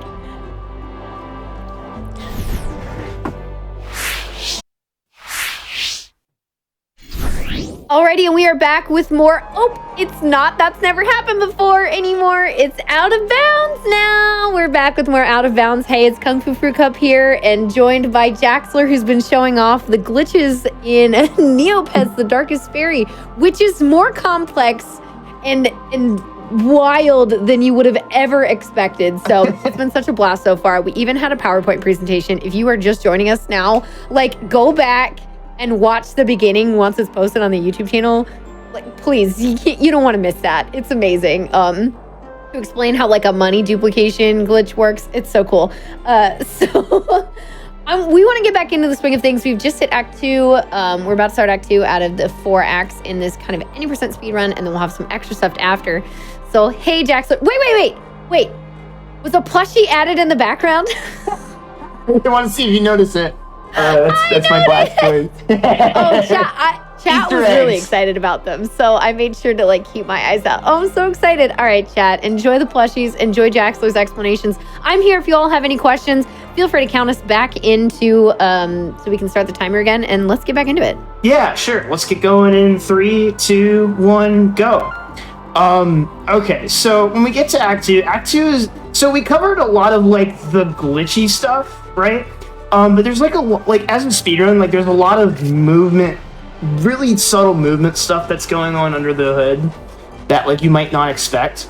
So before I like get into that, let me just break down where we're at. We're in Act 2, so we did all the glitchy stuff to get to Act 2, and now we're Roberta. This is Roberta. She is a magic user, but she doesn't have a weapon yet. The start of Act 2, we basically have to assemble a wand. It's a whole hullabaloo. This is like the one part of the game that is mostly done as intended, if that makes sense. So it's just kind of a run to and fro bit here, but I also like this section because it gives us time to kind of explain a bit more about the movement, right? Because if I look at my inventory, you know, I don't really have anything. Tor and Roberta will merge their inventories together when they reach Act 3. But for Act 2, we basically have nothing to work with, really. And even if we did have the cloak here, we can't really use it in a way that, like, super breaks this act. You know, there's been some, like, theories and stuff, but even if you manage to, like, get it here, it, like, wouldn't be that useful. So, with that being said, I wanted to talk a little bit about some of the movement tech that we'll be doing. So, if you saw right there, you kind of see if I walk up to here, I kind of hop, right? So it's similar to like Ocarina of Time. This game has an auto hop function where if you run right by a ledge and you like don't time a jump or anything, well, I mean Ocarina of Time doesn't have jumping, but like if you miss time a jump or like you don't jump off a ledge, if you're running fast enough, it'll auto jump you, kind of like that, right? Most of the time, we want to avoid that as much as possible. So when I'm running around, if you look at that SPD value, I'm at 9.64. Whenever I jump, I'm at like 8 something. And it's kind of like going back and forth, right? Now, if I hold down L2 and jump, it's a little bit different, but it's like a whole like unit per second of speed still. So jumping is generally pretty bad. On top of that, it is a set speed regardless of what kind of buff we have going on. So if you remember those speed potions from the first segment of this, whenever we jump under the effect of a speed potion, it also locks us to that default jump mid-air jump velocity. So jumping is really bad. So how do we in the run avoid jumping? Well, the key to that is the L2 combat strafe that I've been using for a whole bunch of stuff throughout the run. One of the properties of it is that it prevents auto hops from happening at all. Not exactly sure what, but it does. Weird. So for example, if I like run by this sledge, I kind of like get these auto hops and they're really, really slow. But if I hold down L2, it doesn't happen and I run at full speed. So a lot of the run in terms of movement is like making use of this L2 combat strafe in order to avoid a ledge hops. Like, so for example, there's a couple of different spots on these stairs specifically where sometimes you can get ledge hops, like typically at the bottom and top of staircases, like right there, for example. So what I want to be doing is going into a lot of these spots, I want to be holding down the L2 button to make sure that I'm maintaining my optimal running speed. Okay. But there's a bit of a problem with it, right? So if I hold forward, I get my normal running speed. But if I go to the side or backwards, then I'm at this much slower speed. And so it ends up not really being worth it. And so you might be thinking, oh, well, if I, hold forward and then steer with the camera, that'll help, right? Nope, because it pivots you in place until you let go of the camera. Okay. So in order to compensate for both of those things, we kind of yoinked the name from Ocarina of Time and Majora's Mask, something called ESS position. So every controller stick in this game has something called a dead zone, which is like a little circle in the center of it where it doesn't read any input on the joystick. And so that's to prevent things like if your joystick is super wobbly or super bad, it won't cause stray inputs just by you shaking your controller around, for example, right? And so what we're trying to do is hold forward and then either to the left or the right, just outside of where that dead zone range would be. And you'll see I kind of start to move at a slight forward and left angle. And so if we do it like that, for whatever reason, we can start turning toward Roberta with the camera.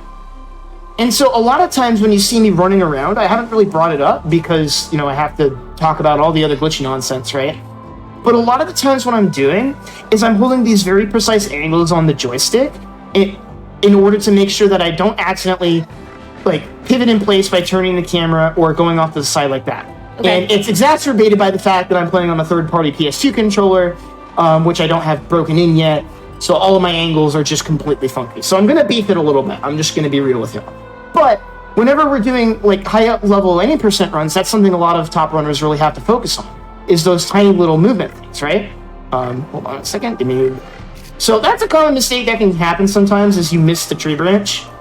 There have been a non-zero amount of runners and runs that have exploded because of missing the tree branch there. Okay. So this is a running segment, right? But like you would think like, oh, there's not like a whole lot going on. This is like one of the most common places to bleed time in a world record attempt. Not you're not thinking about it. Yeah, because you're not thinking about it, but there's, like, this area specifically has a lot of stuff where it's really easy to get tripped up on your movement. And it requires mastery over your movement fundamentals in order to execute properly. Okay. So another big thing that's important in Act 2 is the text skip glitch. If you weren't here for the first part, what I'm essentially doing is when I walk into a cutscene, I press up on the D-pad to open up the consumables menu, and then I hold down the square button, and for whatever reason, it auto-skips all of the text in that cutscene. And so that's really nice because this is a very text-heavy act. So it turns out Act 2 is a lot shorter than Act 1 because Act 1 also has to serve as the tutorial. So a very convenient thing. Roberta, in lore, like, she is the niece of the King of Brightvale, if that matters to you. And so because of that, as a flavor thing, she starts out with a little money in her pocket. And so that allows us to get 2 potions of Mirka Speed right off the bat. We're not going to use them, though, because like I mentioned earlier, you really want to avoid jumping, and when it comes to managing potions of Mirka Speed when they are a limited resource, you want to make sure it's a set duration, right? So you want to make sure that you're using it to its utmost potential. And we're going to be doing a spellcasting tutorial with our mentor Saradar here in a bit, and we would just be sitting around twiddling our thumbs while our speed potion's going.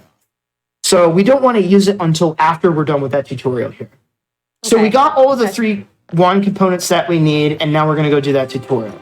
And so I'm going to jump over the desk here because I can, and then I'm going to start talking to Saradar. So what we're supposed to do for each given step of this tutorial is the same every time.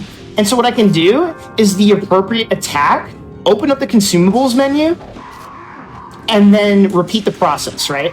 And so this is something that like trips up a lot of newer runners too. And so now I need to kill the spellbook. This teaches us a bit about motes as well. Yeah, sometimes this shooting spellbook is evil.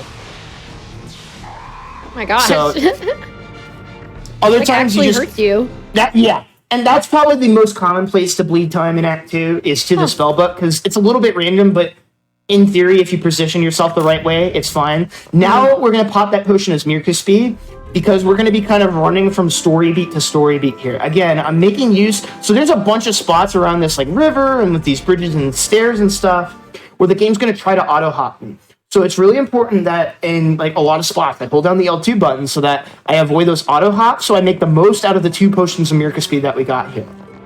And so from this point, there's not too much going on other than running from point to point until we get to the clock tower puzzle in a little bit. So I don't know if you had any like questions from the chat, anything that didn't get answered during like Act 1 or anything that anyone had at the moment. But this would probably be a good time to open the floor. Yeah, so chat, if you have any questions you want to post in now would be a great time. I saw like 1 or 2 throughout, but people tended to actually have answers for the people in chat. Oh, that probably means monsters in the chat. I mean, people were like, monster again, but yeah. And people were That's one of the fun things about running this game at events, if you play this game casually on Twitch, the whole like Neopets like skeleton crew will just appear in your Twitch chat and start telling you about cool stuff in this game, because this is just one of those games that has that kind of cult following, and everybody loves this game so much because it's just so cool. It's so different. There's nothing quite like it. For me, it's one of my favorite games of all time. Yes, it is pretty fascinating, again, to like just see kind of the depth and complexity that has been found in this speedrun itself. Like, it's a lot. There's a lot to go into it. We do have 2 questions now, actually. Go for it. Oh, okay, well, one of them's silly. Okay, so one of them is, which mote is the modest OP? Oh, the modest OP. Okay. So we'll talk about motes a bit more later, but the most powerful motes are what are called Nova and Supernova motes. Those are motes that are like super effective against any kind of Neopet, which is probably a funny way to phrase it. But like motes, our enemies have different like elemental alignments, and we can apply these motes to like deal bonus damage against certain types of enemies.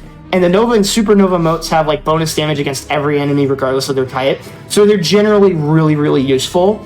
But I didn't mention it earlier. In the speedrun, we want to make sure we have one of every elemental like class of moat by the end of the run so that we can solve a puzzle in Act 4. That's something I didn't bring up earlier, but you might have seen me pick up a couple of moats here and there, kind of seemingly randomly over the course of the run. That's why.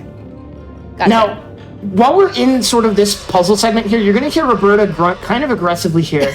And so what I'm doing here is it's like these push-pull blocks, right? And so if I rotate between forward and either up left and up right on the control stick, it actually cancels, again, kind of that follow-through animation where you like push the block and then you stop, catch your breath, and then you push it again. And so by doing that kind of movement, it sort of interrupts it. And that lets you sort of push things around a lot faster. And so we're going to be using that a bit here. This is probably like the biggest example where you see it in this category. And then we do this one, and then I hold a specific control stick angle to start running up the stairs while I have control during the cutscene, so that I start getting to the next destination as soon as possible. Gotcha. So these stairs at the top and bottom, you can see the auto hop me, they're pretty notorious. So it's actually really tricky here. You kind of have to hold L2, turn around, and then quickly like pivot, turn L2 again, because you want to make sure you're holding the L forward while you're doing the L2 combat strafing, in order to make sure that you don't like side strafe, right? So this is actually another place where a lot of runners can pretty easily get tripped up. A bit of weird geometry here. And then I'm going to wait until after I get through here to pop my second potion of Miracle Speed. Okay. And then once we get through here, Act 2 is already actually coming to it. Act 2 is relatively short, so it's actually going to be pretty straightforward. We're just going to be running from full motion video to full motion video here. We're unfortunately going to be skipping them. They have definitely aged. They are definitely cutscenes of all time. Yes. And so, if you love yourself some FMV cutscenes, you need to play this game. But yeah, the game. Sorry, go ahead. Just a quick question is, if somebody did want to run this game, what's the easiest way to get a copy of this? Like, how much do you think it runs right now? Like, what do you think? Oh, it's actually pretty cheap. So, like, my copy was like a complete in-box copy. So, like, my mom Goodwilled our copy because it was like scratched to death. Right. Because it was very well loved and not very well taken care of. But when I wanted to speedrun this game and I picked up a physical copy, I got a complete in-box copy off of like eBay or Amazon for like $20. It's actually pretty inexpensive. Complete in-box. So like that's everything, manual, case, cover art. And this game also came with like a promotional Neopets TCG trading card too. That comes with it too. All of that for $20. Yeah, I see them. I see them for about 10 to 20 right now. It's actually pretty remarkable. Yeah, that's awesome. And on top of that, this is a game where we do allow, like, I will just say off-disc play. If you want to get into the game as well, we have a separate leaderboard for that too. On top of that, just a real quick brief strat. We'll see it again in Act 3. But there's a specific... So the puzzle for the staircase is it's an endless-looking staircase. And in order to successfully exit it, you either have to go up or down depending on which hand of the statue has its palm facing open. But it's the same like puzzle combination every time. So if you know where the threshold is for having been considered going up or down, you can alternate back and forth between that line and skip most of the puzzle essentially, just like that. Gotcha. Oh, wow. And so we press square on this door, now we're in Act 3. So that's it. Yeah. It's a pretty straightforward segment. In a good run, it'll take you just under 9 minutes to get through. But again, it's not something to be slept on. There's a lot of like movement complexity there that is, a lot going on under the hood that you might not see. What about, so you said the first section takes about 8 minutes total, and then this section takes about... Act 2 does. The Act 1 you said takes like 8 minutes, you said, or less? No, Act 2 takes like, what is it? 9. So 20? So the thing with Act 1, though, is a lot of Act 1 is simple. We get all the money we need to get all the potions we need, and then we get the cloak. And then we go finish Act 1, right? So the rest of the acts are going to start, like, just...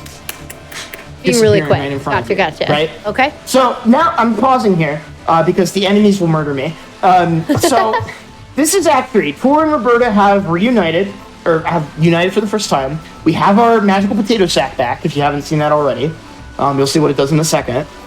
And so we get immediately introduced into like a minion fight where they teach you about swapping between the two characters mid-fight because, Tor can hit the melee enemies well, but can't hit the flying enemies and so on, right? Now, there's an invisible wall at the back end of this, like, sort of corridor to the beach that prevents you from leaving until you've dealt with the enemies. Now, I want to skip that, and I have to do a really tricky ledge fly in order to make it work. So if you didn't see a ledge fly earlier, essentially I'm going to be equipping this cloak with the square button. Then I'm going to be attacking to decloak, and then holding a specific set of inputs, and it will let me do essentially a no-clip hover. So you're going to see me line up right here, grab this ledge right here, going to turn around. Hopefully if I line this up right, there's two versions of this. There's the fast version and the slow version. I got the fast version, which is really precise. So the fast version is you get the shallow angle, so you immediately get right to that out of bounds geometry, this grassy bit right here, or you get a horizontal angle that shoots you a bit further out of bounds into sort of this water puddle out here, and then you have to navigate your way and ledge grab up here. That's going to be the setup that most beginners will go for, because it's the easiest. But what makes that ledge fly so difficult is you have those flying enemies, and if they're close enough to you, Tor will just kind of just like look up at them like, hey, what's up? And that will cause his angle, believe it or not, it'll cause his angle to change, and it'll start ledge flying towards them. On top of that, they're also projectile-based enemies, so they can shoot you out of midair, and taking damage will cancel your ledge fly. Okay. So once we get out of bounds, we can then ledge grab up here, jump on top of this, jump through the wall, and we're back out of bounds, or in bounds, on the other side of this invisible wall thing here. Okay, so you see I can't like go past here. Oh, interesting. And it looks like you also had to be careful when you first got that. If you jump through that wall, like you could land in water. Does that do anything? Does that affect? No, that water specifically is safe. It's just a random texture. Okay. The water that is dangerous is the water that's by the beach. So if you get flown the wrong way and you go the wrong way, you can game over. Gotcha. Which is really bad. All right, so this is going to be where we're going to see the next mega jump. Actually, we haven't seen that since the beginning of since we first got the cloak. Nice. So I'm setting it up again. If you didn't see this earlier, if you interrupt your jump with a ledge grab, it essentially cuts your gravity to 1/3 of its normal value. So I set that up, and then I perform a specific series of inputs to do a mega jump, which is going to let me sail over this wall and get back out of bounds. Now, if you're a beginner looking at this, you don't have to go for that one. There is a really easy ledge fly setup that's a bit further into the area that you can do. It's really consistent, and I cover it in my any percent tutorial. I'll talk about that a bit more later. Awesome. So here's the tragedy of Act 3, right? You go to, like I was mentioning earlier, you go to all these distant lands, save all these different villages, and it's just the best part of the game is Act 3, right? The problem is that the series of events that leads to the end of Act 3 begins in Meridel Castle.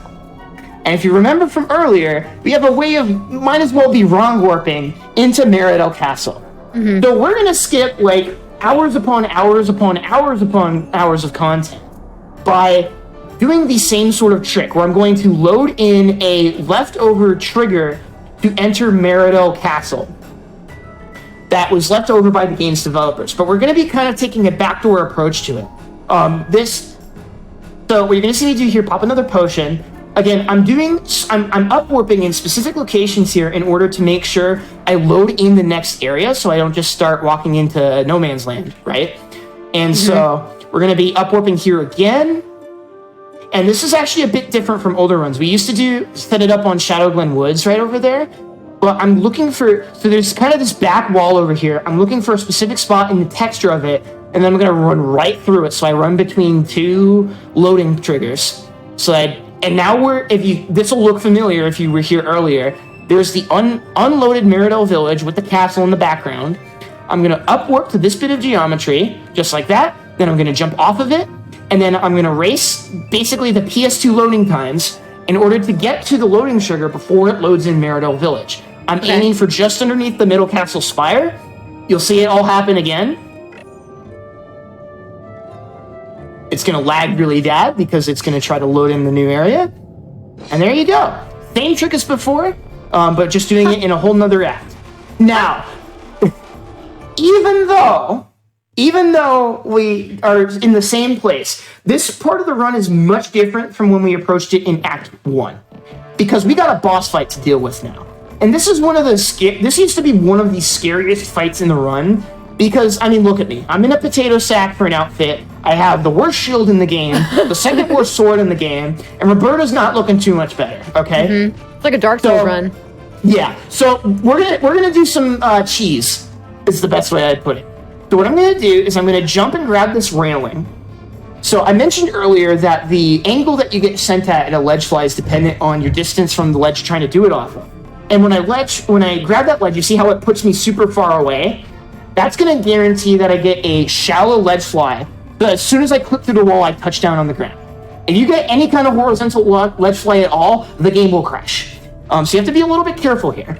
But as long as you set it up properly, you get a ledge fly just like that, and it's going to look a little bit funky, and you can kind of see I'm clipped into the wall of the stairwell, jump forward, I upward, and then right over here is this big box-looking thing.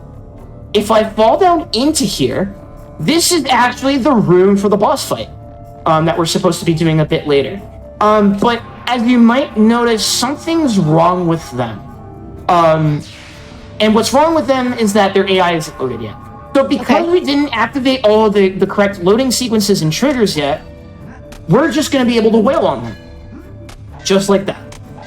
There's a bit of a limitation to this, however, is that because their AI is loaded, the part of their AI that allows them to expire, for lack of a better term, also doesn't load. And so the best we can do here is get them down to 1 HP, and then when we come back and finish up this fight, we can just snipe them with Roberta from range before they ever have the chance to, like, murder us. Okay. Because there's 3 of them, they fly around the room. I don't know if you remember all of those projectiles that were coming in when I did the castle escape sequence. That's those 3. Okay? And they do a lot of damage. Right. So we touch them up in advance. They're going to chill out here for a little bit. And then, like I said, we didn't activate all the loading triggers properly. So now we need to go and fix that. So there's a door that's shut behind us, and we can't really escape here. So I'm going to do something a little bit different to some of the other ledge flies that we normally do, called a displacement angle ledge fly. Normally when I want to do a ledge fly, I like pick my angle, face forward, and I go, right? But for this one, because there's this chair in the way, it's really easy to bonk and cancel your ledge fly early. So instead what I do is I angle myself 90 degrees away, hold down L2, and then, so while I start holding forward, and then while I buffer the jump, I change angles midway through. And so you see how it like shot me out at like an angle instead of a straight line? That's what we're looking for. So, just like that, and then that clips me back through the wall.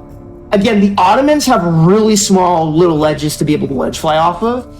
There are some people who use a displacement angle ledge fly actually for the collapse escape. I choose not to go for it because I am inconsistent with it. But in that example right there, that makes that setup way, way easier because again, it's really easy to fall off that little Ottoman. All right, so now we're going to be going into the minion combat fight, which is maybe one of the most scary things in this run, especially for beginners. But we've really labbed out a cool new setup for it. So what I've done is I've gone ahead and equipped the water moat that we picked up as we were going into Illisan's Glade all those hours back. And then I've also I'm hovering over the supernova moat and I'm going to close it. The game stores whatever nova or like whatever moat you've last selected. Contiguously, right? So what I can essentially do later is once I run out of this water moat, I can hit down on the D-pad, circle, and then close and go right back to fighting. But obviously I'm not going to do that yet because I want the water moat. Okay, we're also going to equip that potion of power. That potion of power is going to allow us to deal a boatload of damage to these enemies here, and they have a lot of HP, and the longer that they live, the more trouble they become. So I'm going to go ahead and sort of just do the first part of this is a bit tricky. It takes a bit of timing. So I'm just going to go ahead and try to do it, and then I'll explain what I'm doing. Okay. So hit the trigger to load in the enemies. The doors are going to lock behind us. Going to pop the potion. Going to kind of lure them towards me. And then from here, what I'm going to try to do is activate a charge attack, which if I didn't catch any of them? Dang. That stinks. Oh, I got one. Okay. So what the charge attack does is it freezes the enemies, and if you get really lucky, you can go ahead and like freeze them for a good like full couple of seconds. Yeah. These folks are super annoying, really uncomfy vibes. They really like to sort of like block your shots, and then they can also kind of instant retaliate like that. All right, that one's gone. Going to go ahead and swap motes there. I'm also going to, for safety's sake, go ahead and heal because these folks can murder me if I'm not careful. So these are the... So I'm doing that same sort of stun locking strat like we did on the very first boss of the run, where I do a 3-hit combo, and then I hold the shield button up. That lets me cancel the end of the combo early, and let me essentially stun lock them if I play my cards right. Okay. So there's an example right there where I set up my motes in advance, and I can actually swap them out mid-combo. And that allows me to, like, sort of continue the stun lock while making sure I don't run out of my resources here. Again, I need to make sure I have one of each of these motes by the end of the game in order to make sure I can solve a puzzle. We're going to swap to the wind mote because these artillery are earth aligned, and it's kind of like a one-to-one relationship where like wind is weak to earth, earth is weak to wind, and you know, water and fire, etc. And so we're going to use the wind mote here to take care of these because we only have so much supernova and nova. And we want to make... Oh, that could have been really bad. These enemies are very dangerous, so you got to be real careful. Yeah, see how much damage I took there? And I have no HP backups, which is... Oh, he almost charged me again, too. I lived, which is good. If poor guys, that's not a game changer, because going into Fairyland in a moment, he will get auto-revived for free. But you do a lot less damage as Roberta, because we have a really weak... We have a twig, right? So... Again, earlier we softened up all of these bosses because, again, look how much all those enemies dealt. Now imagine how much the bosses deal, right? So there's going to be some cutscene overlap here. Some nonsense is going to happen.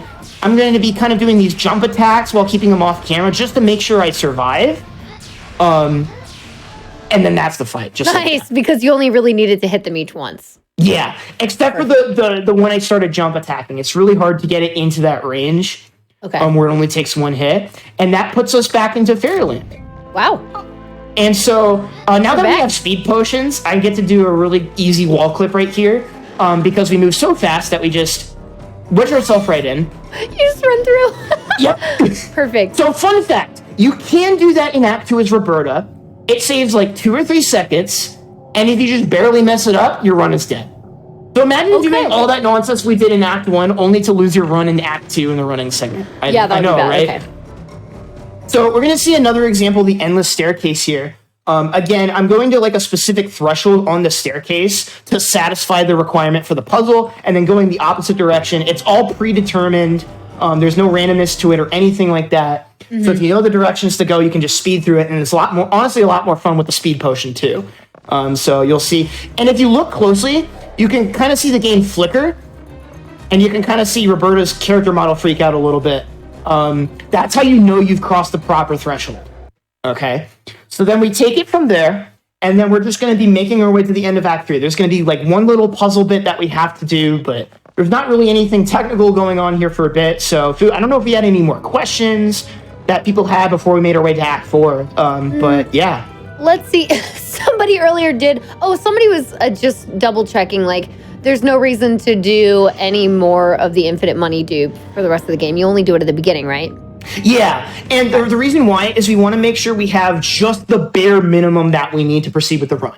Because every time you do a money dupe, that's extra time that adds up on the clock, right? And, you know, this is a speed run. So we want to make sure that we're trimming the fat and making sure that we're doing only the bare minimum possible to complete the run, right? Okay.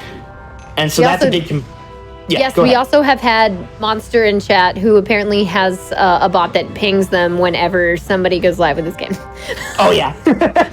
I was kind of mentioning that earlier with the skeleton crew that comes out whenever people stream this game. So, fair warning, if you do stream a playthrough of this game, we live in your walls. Right. For lack of a better term.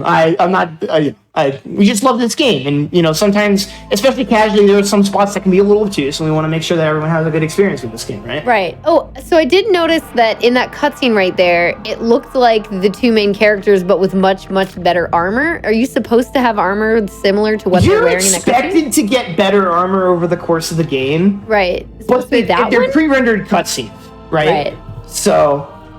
there's like Roberta gets like a free armor upgrade in this run. Tor can get one for free in all bosses, although it might be faster to skip it. I gotta reroute it. Don't yell at me, Monster and Chalice. But Yeah, but no, it's all pre-rendered full motion video cutscenes. Sure. So as a result, the game just expects players to be like, oh, I need armor because otherwise I'll explode. But it turns out you don't need it. Right. Gotcha. So with that being said, we are in Act 4. We are in Altador, and more specifically the Hall of Heroes. This is kind of like a central hub. There are 4 different wings of Altador that each have their own part of the main quest. But very tragically for Act 4, there is an elevator beneath the map that will skip us right to the end of it. So that's exactly what we're going to do. Of course. Of course.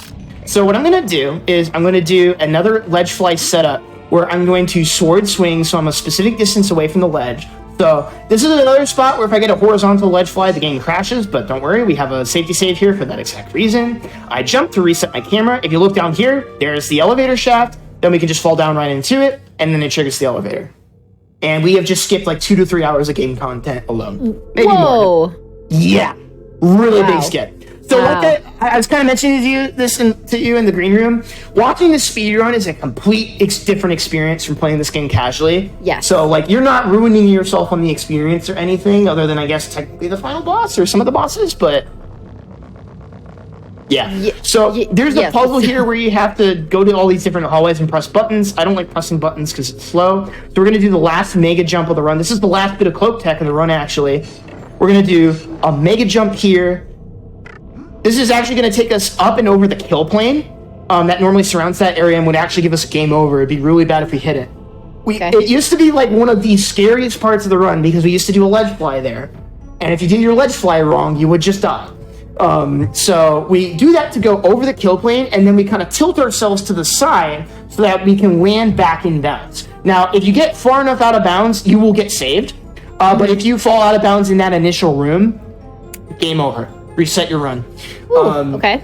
A little bit scary. But the mega jump, I honestly think is a bit more safer and more consistent. And it looks flashier because you go boing and then you fall out of bounds. So that's true.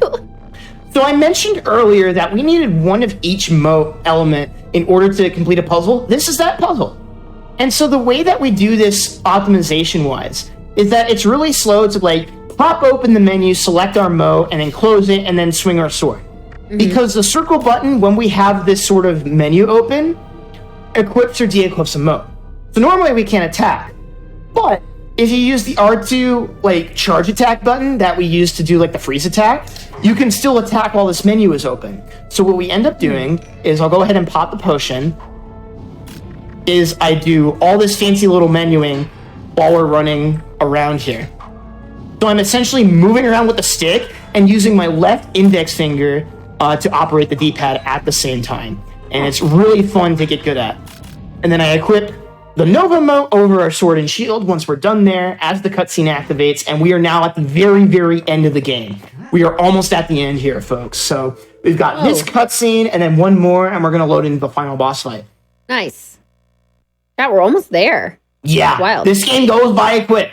It's a bit front heavy with some of the explanation stuff, but hopefully if we're doing it on time, I have a lot more stuff I can show y'all in terms of some of the glitchy broken stuff. Oh yeah, we're doing great on time, honestly. So we'd love to see the next bit of it. Yes. Oh, perfect. I love to hear that.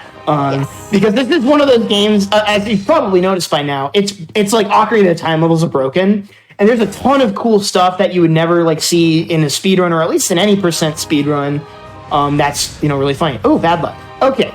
So the way that this fight works is that the Darkest Faerie is going to send these elemental projectiles at us, and we need to reflect them with the proper moat, right? But Supernova is super effective against every element. So if we equip a Supernova moat, we can reflect every kind of projectile here, and it makes the fight a lot faster. And so I need to go... I'm getting bullied here. Yep. So we got to do one more cycle, unfortunately. Oh, got another enemy. This is going to be a slight nightmare. Because they block your attacks.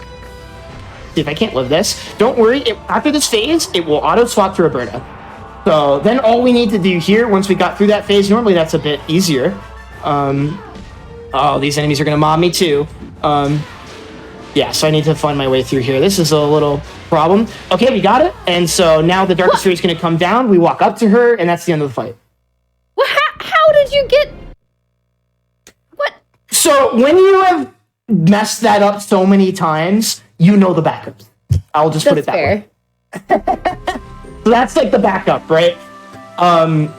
So, with that being said, the run is basically done. We take one more speed potion once we're done with the fight. We watch this cutscene, and it's going to be like a whole bunch of people that we didn't meet that are going to talk to us about things and stuff that, we're just going to skip through. And then time normally ends when the screen starts fading to black when I enter this next cutscene. So I guess if we technically wanted to call time there, we could. However, I'm actually going to not go through that cutscene in the credits here, unless we want to take a break now, which we can. But this is where the any percent run would end. I just don't want to have to show everybody the credits because, like, it's a whole couple minutes of a deal. For sure. Unless you really want to see the credits, but I mean. Well, honestly, it is another perfect time for a quick break because, we got to just got to stretch. Everybody take like 2 minutes and stretch. And if you haven't got to use the restroom, do whatever you need to do. Plus, again, we have more of this game to see. We have the time to do it. So we are definitely going to get some more. Oh, yeah. So anything else? Like we're going to see some fun stuff, some goofy stuff, and anything else that might be related to some other categories that you could do in this game and other areas. So there's plenty of more content to see. And feel free to come back with your questions if you're like, hey, you know what?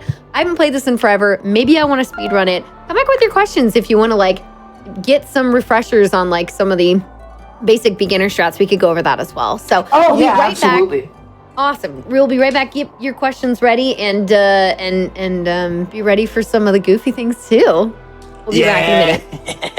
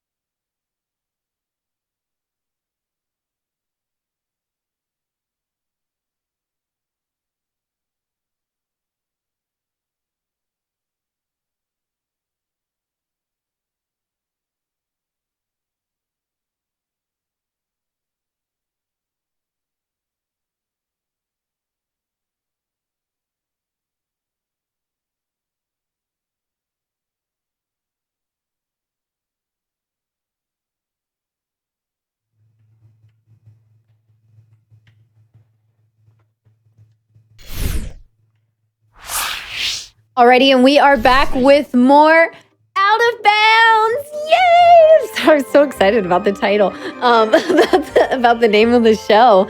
So welcome back, everybody. If you are tuning in, again, this is no longer That's Never Happened Before, but don't worry, it's the same show, same content. We just have a cool new name of Out of Bounds. So feel free to use that GDQOOB emote in chat if you are excited about the name change. Also, if you are just tuning in, we have been joined by the one and only Jaxler, who's been showing off Neopets, the Darkest Faerie, which is one of the more broken games I think I've ever seen, and it's been awesome. So we've gone through the any percent run with a nice breakdown, but we are actually going to be heading into some other cool things that you can see in this game that are related to glitches. We get to see all the goofy stuff now. We get to see some tutorial-y thingies, some things that'll be helpful to you all if you maybe want to run it. I know a lot of amazing speedrun communities that are always looking for new people. So this game is apparently not too expensive. It's pretty darn cheap if you want to grab a copy of it and try to do a little speedrun. And if you have questions about getting into some beginner's training, you can see how excited Jaxler's about that. And we'll do some shout outs at the end for where you can join the communities and other people who've put in a ton of work into this. But yeah, so that's my spiel here. But feel free to count us back in so you can show off some more stuff in this game, Jaxler. Yeah, I'll just get us started in 3, 2, 1, go. So yeah, you're gonna notice that I am in a bit of a strange land here. Yeah, where are we? Yeah, so we are in a debug testing area. So if I were to load up, I think the save, I think it's going to be called Unknown Location, Act 1. And so there are a couple of maps and areas in the game that were used for testing by the developers, but were not accessible at all. So there's one that has a bunch of enemies and has a copy of every piece of equipment in the game. This one's kind of a movement test area. So I assume they used this area so they could test how the character's movement works. So you've got a ramp here, for example. You got a bunch of different objects. You got some zip lines. Got some pushing and pulling objects, but the reason I come out here is so I can show you some more cool stuff where we have a bit more space. So the first, sorry? Just a quick question was this an area that you all used to help you discover some of the glitches that were that you used with the ledge grabs and things, or to practice with them, or what? This is an area that I would kind of, this is probably where I go to practice mega jumping. Okay, because this is a really nice flat open area, and there's a lot of these ledges where you can kind of grab the ledge and reset your gravity so that you can practice different variations. So sometimes, in the heat of the moment when you're doing a run, ideally, for mega jump, for example, you want to be at that third of a gravity, normal gravity, right? But sometimes you just get screwed up and you have to improvise with a mega jump at full gravity or 0.35 gravity or something like that. So it can be a really nice place to sort of just test general movement. I think there have been a couple, this has been used to mess with some stuff as well, but Monster probably has a bit more information on that history. I mostly use it as a place to practice. And I think it's, and it's also just I like going here when I demonstrate some of these things because it will give us a sense of scale and a lot of room to work with. So the first thing that I kind of wanted to show you, so I'm going to start off with some stuff that's not necessarily super useful in a speedrunning setting, but it's still hype, it's still flashy, and I want to show you. Right. Okay. So we're going to start off with something called cloak dashing. So this kind of builds off of the mega jumping technique that we saw during the any percent breakdown. But essentially what I'm going to be doing instead of double buffering a jump is I'm just going to kind of let it ride and repeat the inputs over and over. And every time I do that, it's going to stack my base movement speed incrementally. And so it looks something like this.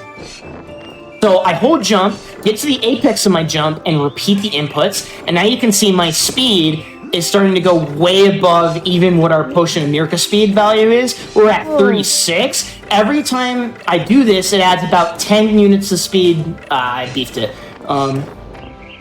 So we already have covered a pretty decent distance, but you can go really fast with this. So I want to try to give you all a good example of that. Yeah, I saw it go up above 30. Yeah, my record is 200. So what? You can do this infinitely. So let's see how fast I can get this here. Also, if you heard a beep boop in the background, sorry about that. That's my phone. I am a type 1 diabetic, and it's a bit of a long show, so I grabbed a snack during the break, but it's going to yell at me because I'm not getting back up to my numbers as quickly as it wants to. But let's see how fast we can go. Okay, as long as you're taking care of yourself. That's I'm fine. I had quite the snack, I'll tell you that. Okay. Good. Oh yeah, I see it. We're getting close to 100. So this isn't... So why don't you try to incorporate this into the any percent? So let's see how fast we're going. So I can't turn the camera back around the tour because we're going so fast and you can kind of see the particle effects. That's where we were. Yeah. So the problem with this is that, every time you do an iteration of this cloak dash, it takes a little bit of time to set up, right? Right. The problem is you can get so much speed with this that you just go way far past any kind of loading triggers or any way you could actually make this useful. Okay.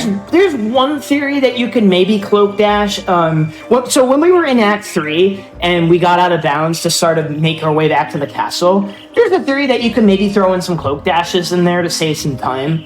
But it's, nobody wants to time it because we're all lazy. But it's also just really risky because if you drop any one of those inputs, you start losing time. And you just might as well just start running anyway. On top of that, you can also, there's an opportunity cost, right? Because you just have your Potion of Miracle Speed movement. And you have to make sure you don't go too fast, that you don't go way far away from where you're supposed to go, and have to sort of recompensate by going at a slower angle.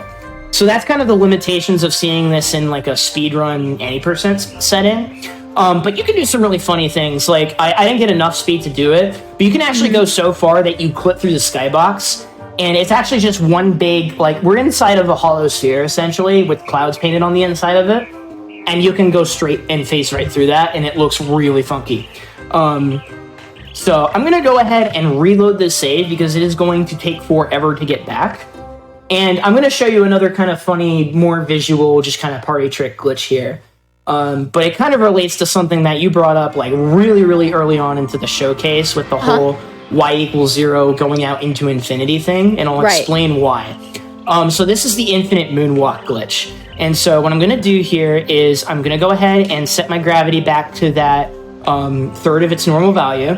And then I'm going to try to do that cloak dash input, but only do it once, and try to trick the game into giving me a ledge grab.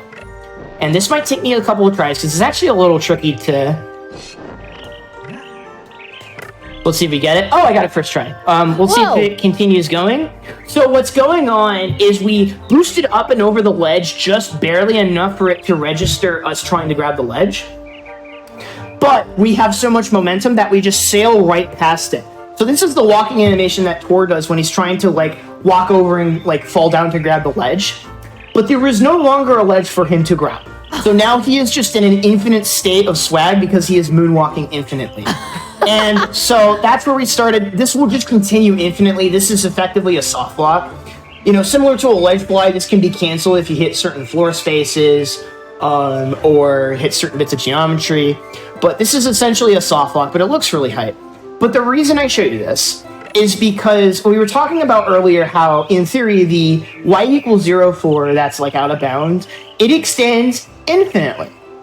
And so something I did, I don't know if it was by accident or on purpose, is I set up this glitch because if I can show you, I'm not even, my controller got snagged. I'm not holding anything. You're not doing anything, right? And he's just gonna keep walking. So I'm all right, bet. So I shut off my monitor, and I left my console on overnight to see what would happen, or to sort of recreate this. So I'm sorry, I didn't do this. This was Cole several years ago. He did this with a rubber band attached to the left stick, but you can do the same thing with this moonwalk, and it's a lot easier to set up. Nice. Okay. And so what I did is I left it on for 24 hours, and then I made a save using the practice tool to basically save anywhere. And this is what I saw when I woke up that next morning. Wait for it to load. Flashing lights warning. Screen shake warning. Because we have turned into a sleep paralysis demon.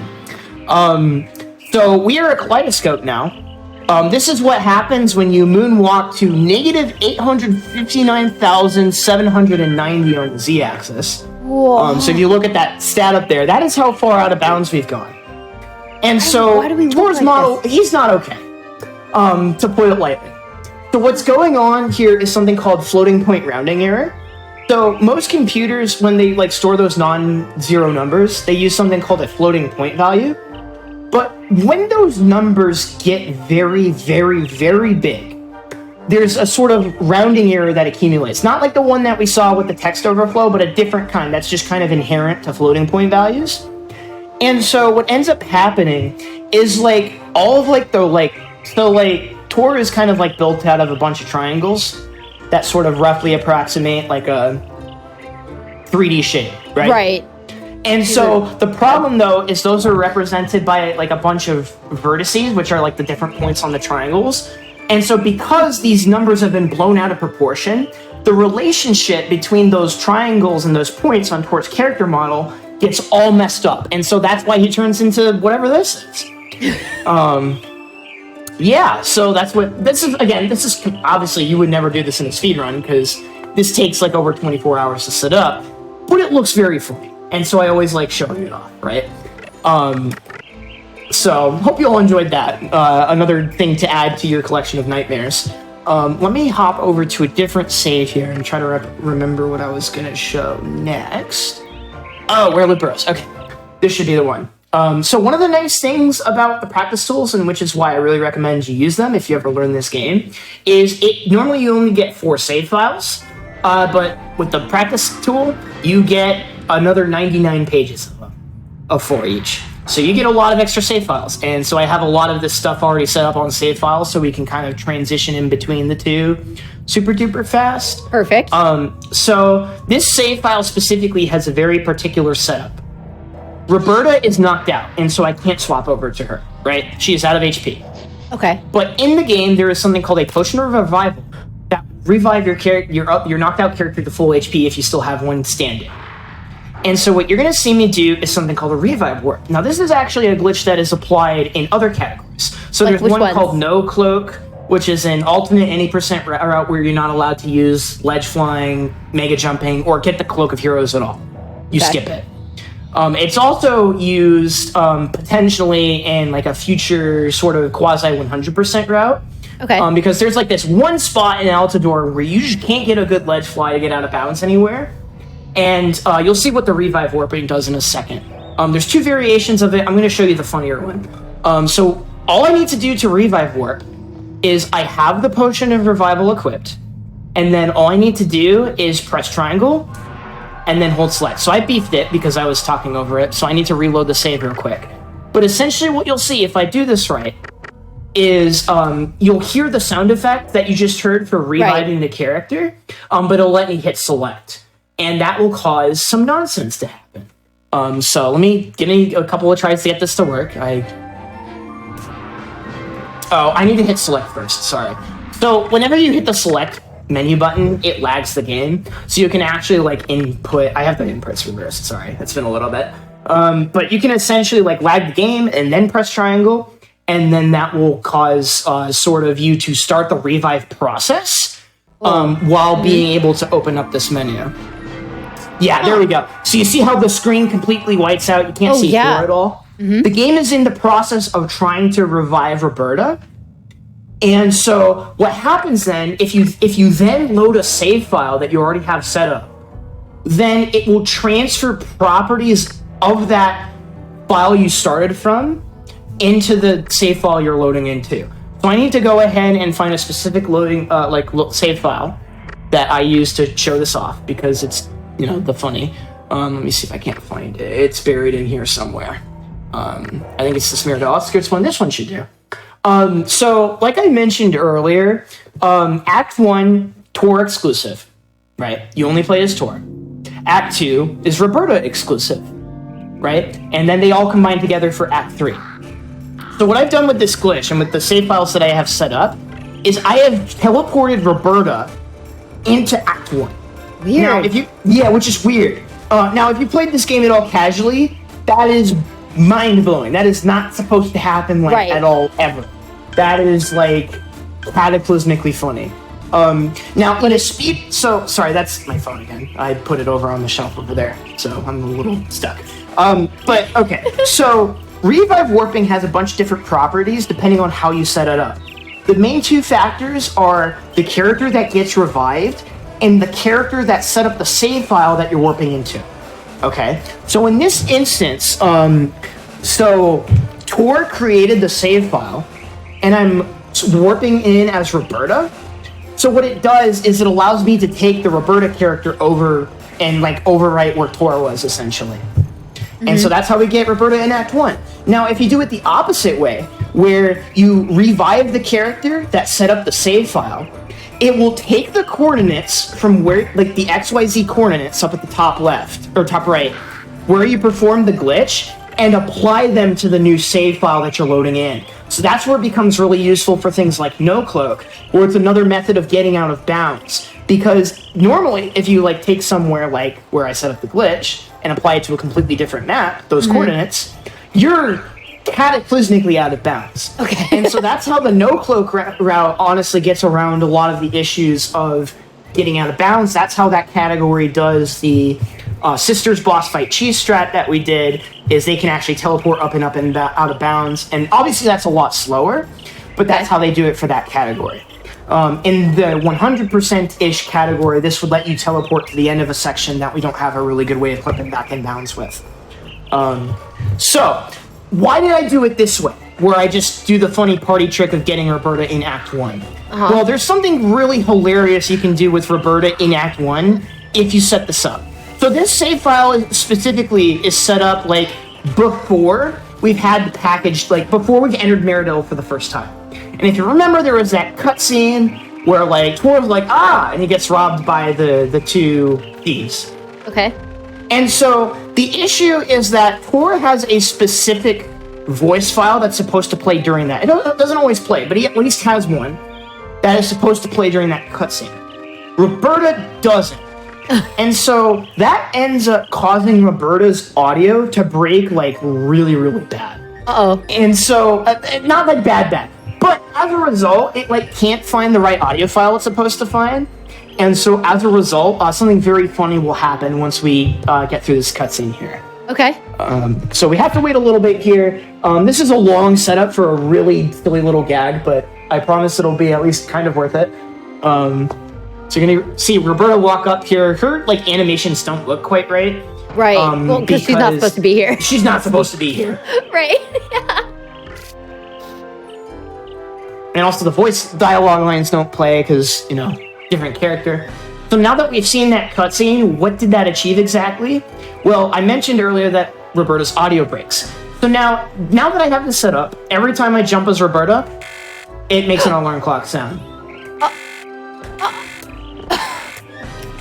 So again, Roberta's audio is completely broken. Most of the time, Roberta just doesn't say or sound like anything. But now I'm an alarm clock, which is very funny. And now if I like go over to here, this is another just like random side effect of the glitch. I grab this ledge, it makes a woodpecker sound start playing. What? And the volume of the sound is dependent on the camera angle. So it's super quiet when I point it over here. Now it's loud. Now it's quiet. Now it's loud again. No idea why. So that's a thing. How do you stop it? Will jumping cancel it? No, you gotta load in a different save. It's there forever? Yeah. Oh I think my gosh. Oh no. Okay, so what was the next thing? Oh, okay, so this one is for like the fans of this game casually. I'm gonna show you something really cool. This is somewhere where we would, so part of this strat is something we would normally see in all bosses after we defeat the boss. So in all bosses, as you might expect for that category, you gotta beat all the boss fights in the game, right? And so normally we come to this area called the Knight's Crypts as a part of that category. We do some nonsense to get here early. And we battle something in here called the Undead Drake, right?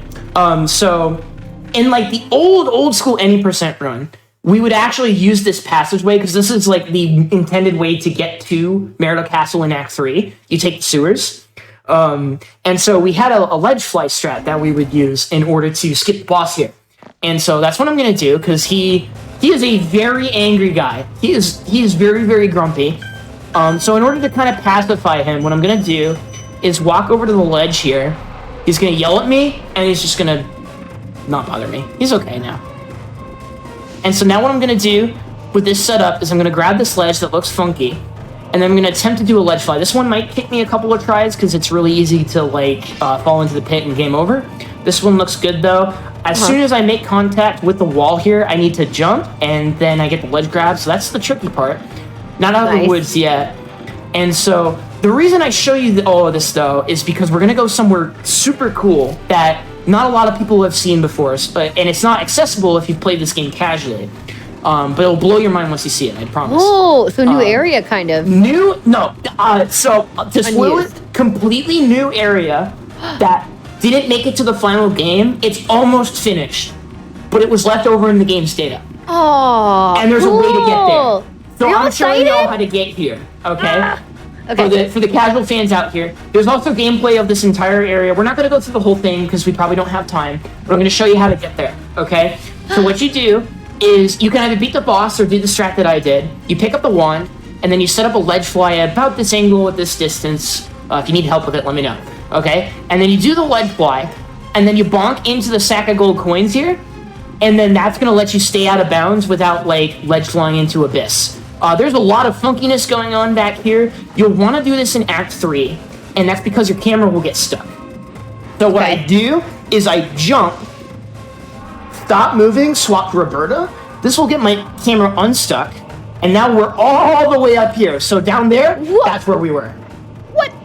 Yeah. Not sure. So there's like a big sequence here where it's supposed to go up like a big elevator shaft. You can kind of see it right there. Oh yeah. That's why the y=0 point is so high in this level. But also, if you look over there, you can kind of see some tunnels over there, right? That's where we're headed. So I'm taking you all to a place called Ancient Castle Spires. So this is a level/area of the game that was normally meant to be placed in between the Knight's Crypts, where we just were, and the boss arena. So, and your mind is going to be blown by how big this freaking area is. A lot of people complained about not being able to find all the treasure chests in this area. I'm going to show you where they all are, or at least where you can find a lot of them. So you see this tunnel over here? This tunnel was supposed to be the thing that took you from the Knight's Crypts into Ancient Castle Spire, and it's still here, and the loading zone is still here. So if I wait, open the map, look how big this area is, okay? Yeah. And there's a whole map for it. Yeah, whole map for it. Look how massive this is. Oh. Like, there's this big spire right here. There's another one over there. Bunch of really powerful, dangerous enemies. They don't all quite work right because the enemies are in there, though. Like the enemies are in here, and there's a bunch of features and elements to this area that aren't in any other part of the game. There's this whole funky thing here. There's some like laser beams up there that are a hazard. There's like a lot of, like pushing around boxes and stuff like that. I don't want to spoil the whole thing because I think it's worth seeing for yourself, especially if you can get to recreate it. It's not that bad if you follow those steps, and Monster has another example video on YouTube as well if you want to try this yourself. And also a full gameplay video of going through the whole area, because it eventually would technically loop back to the boss arena, but if you go all the way through, it will just put you into a puddle and you'll die. But I don't want to spoil this whole surprise for you. I want you all to come and take a look at this yourself, because this is like a whole area. There's like so much to do and see here, a lot of treasures, a lot of places to explore. I mean, just look how big this map is. That's all I need to tell you. So yeah, there's like 15 treasure chests here, and a lot of people never got to see this because it got cut from the final game because of budget constraints, probably. Yeah. So I always like getting to show that to people. They were so close! Yeah, they were so close, right? Yeah! And like, they had so much, like, this game is already pretty ambitious, and there's just so much that they had planned for like the full vision of this game. It's unfortunate that we didn't get to see all of it to come to fruition. There's a bunch of other areas and maps that don't have a way to access it. Like, the entire final boss sequence was supposed to be a lot more elaborate and not as kind of disappointing. There were supposed to be like more phases, some like mini boss encounters as a part of that. There's a whole like treasure vault inside the castle itself that's inaccessible. There's a lot inside this game and the deep end, which is why I think y'all should speedrun this, because there's just a lot of cool stuff to mess with. Yeah. So let me think. There's like one more like so cool. big useless glitch I want to show off, but I want to see if I can. show you all some of the more beginner-friendly stuff. So let's say, okay, let's do it this way then for the beginner things. Just take us through a quick bit. Like, show us like the first 3 things that would be good to learn for somebody who wanted to get into this as a speedrun. Sure. Okay. So let me quit out of the game, and I'm going to go ahead and start from a new save file, and I'll kind of show. So for context, I'm going to be kind of speeding through this a little bit, but a lot of the stuff that we do at top level, it's hard because speedrunning is hard, right? But there's a lot of different, especially in the early game for some of that trickier out of bounds stuff that we saw earlier. There's a completely different alternate route with a different side quest to set up that I was talking about a little bit. And it's way easier and way more risk-free. And I'll kind of go over the details of that in a second here. But like in terms of like the biggest barrier and like the one trick that I think you really need to practice and learn is getting to the cloak. That's like the hardest part. If you can learn that, you can learn anything in this game. It's a little bit tricky, but again, I have tutorial videos for everything that you would need to know as a beginner for this game. I have a full YouTube, like they're split into like different parts and stuff, so you can like take it piece by piece. I wouldn't recommend, with any speedrun, I wouldn't recommend learning it all at once. You want to take it in chunks so that your brain can process it better, right?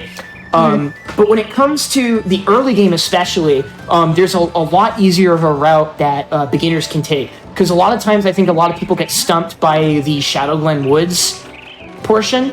So we'll start out with this. And again, I'm speeding through this a little bit because, let me give myself some speed potions. Hold on a second. This is one of the other things that's really nice, is you can just give yourself 9,000 potions of Mirka speed.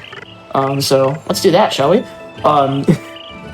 So I'm going to show you really quick what the other route looks like, just as a brief overview. Okay. So you do the same kind of setup where you go out of bounds and you do this first upward. But instead of doing all this complicated nonsense to get to Shadow Glen Woods, all you got to do is you just upwarp up here. Get over to this side right here. I haven't done this route in forever, but like you can just walk to it. So you just walk around the side. Walk down the hill.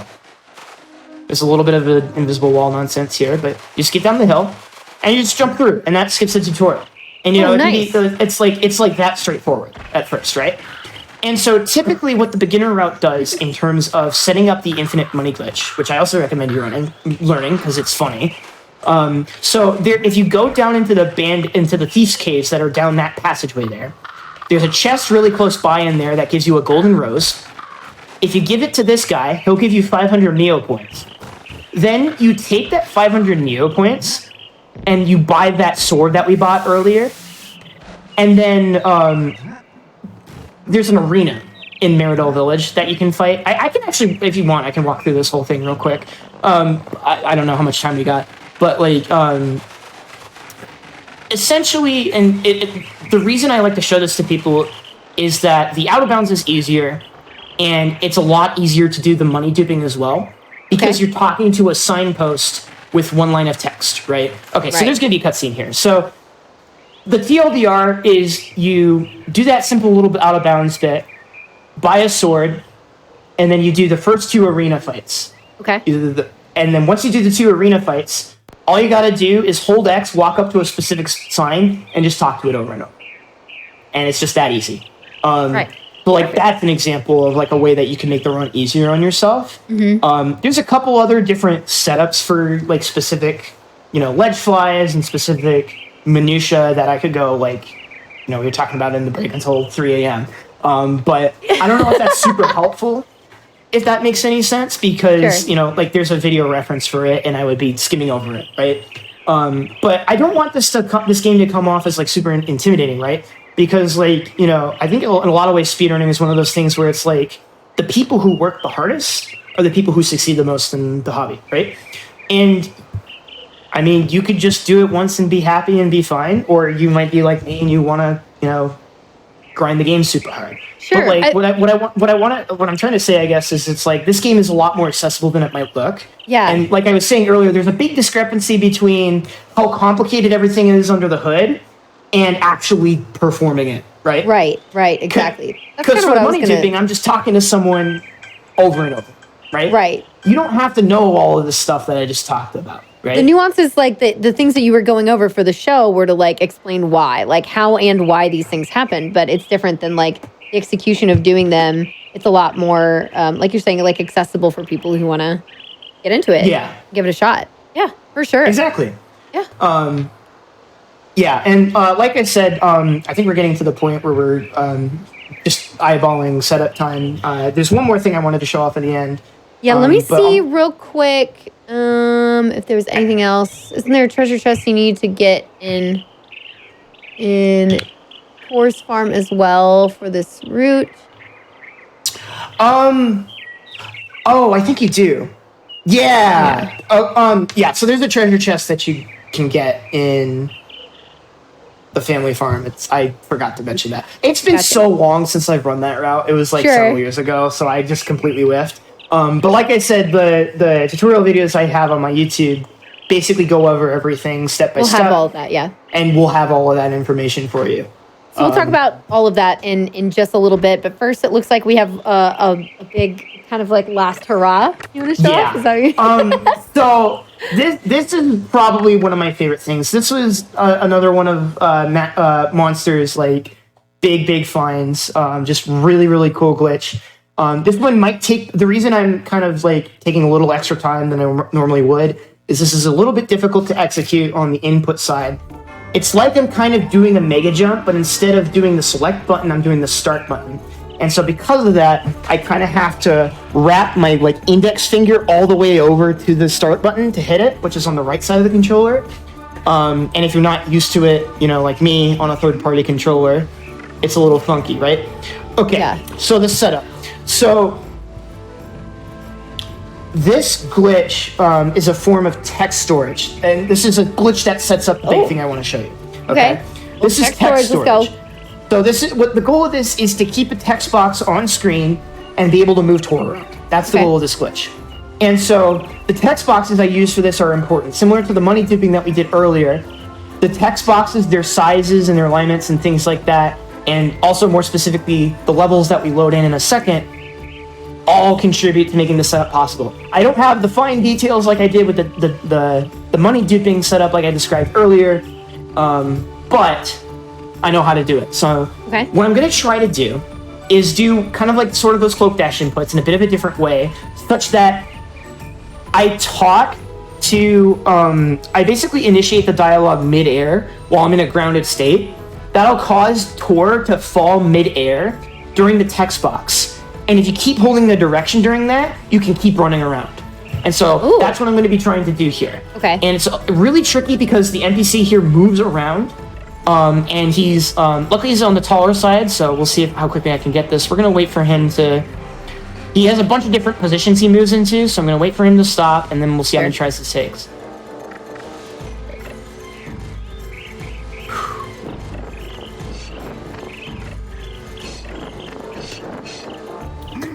Yeah, okay, so I got it, but you see how I didn't go anywhere? I got body blocked by Gord, so he's a large lad, so you got to be a bit careful here. You're gonna try again. Yep. Yeah, it's a really tight window, and if he goes over here, this is more likely to work too. Yeah, there we go. So you see how I'm running around now? Oh, with the text box up on screen? Nice. So now here's the problem. Because of something in computer programming called pointers, Gord is going to unload, but the text box is still going to be on screen. So there's a thing called a pointer that's like trying to tell the computer where the text box is, and because that's going to unload, this is going to start happening. It's going to start pointing to a junk area of the game's memory that got freed up, like we were talking about earlier. Yeah. Oh my gosh.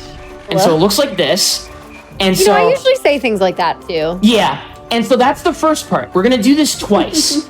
And so what we're kind of doing is we're setting up sort of, remember earlier when I was talking about that buffer where the game stores text boxes when it's being displayed on the screen? We're essentially writing junk data into that area of memory. TLDR. And so I do it first off with that text box. And that's a very specific text box. Hold on a second. I got to do a mega jump to get over the bridge. This is like old school strats. Oh, that's okay. I was trying to. If you fall in the water, you just teleport back. Okay. But my goal right now is I'm gonna go back to Marital Village and I'm gonna do the same glitch again on it. And this one is much more annoying and difficult because the character is a toddler, so she's really short. And on top of that, the dialogue box that we need is like appears after you like play a specific minigame in Marital Village, and it has a 1 in 3 chance of appearing when you talk to her. So even if I get this correct, I only have a 1 in 3 shot of getting it. I think the fraction might be different, but that's what I remember off the top of my head. Okay. So what you're going to see me do at the start is when I load into Marital Village, I'm going to be kind of running back and forth until I can confirm that the NPC that I need spawned in. Okay. Going to be setting up the gravity gate again, and then I'm going to be going for the glitch again. You'll know that I got it when you see a yellow text box that says, "Wee, what a fun wheel." That's the text box we're looking for. Okay. Also, if I talk to the wrong thing or to the wrong person, the game will crash. Just as an FYI. Okay, great. We are going into some funky territory, so that's not the right one. Nope, not quite. There's like 3 different sets of characters that can spawn in, and we are not getting the right one, so this sometimes just takes a little bit to set up. This is why I like to give myself a little time in advance. Come on out.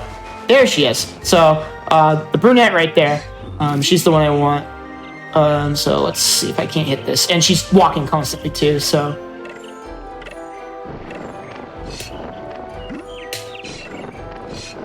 Here we go. Yep. It's tricky.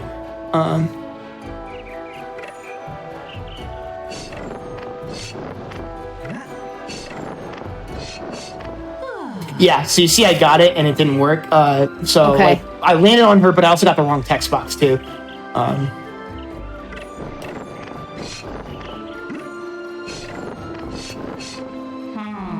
Yep, same one. Oh, okay. Okay, so that time I forgot to reset my gravity. When you get the trick successfully, it puts your gravity at 0.1. So you gotta be a little bit careful. And okay, so I'm gonna wait. And the reason why is that if I walk too close to the lady at the arena, they'll bring another text box up, and that will kind of mess up the sort of memory setup that we have. So unfortunately, I kind of have to just sit here and twiddle my thumb until she gets away from that trigger. Okay. So yeah, this is why I set it up in advance, or like with this much extra time in advance, because sometimes Ella is rude.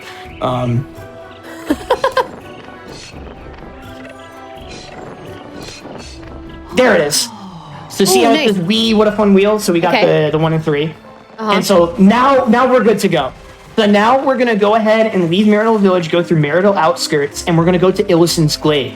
Again, the loading, like where we deload, like where we go to after we deload, and like what character and what text box we do this off of, sets up everything perfect. Okay. And so the reason why we do all of this is for a little. It's kind of a misleading use of the term, but I call it it's arbitrary code execution, essentially. Sure.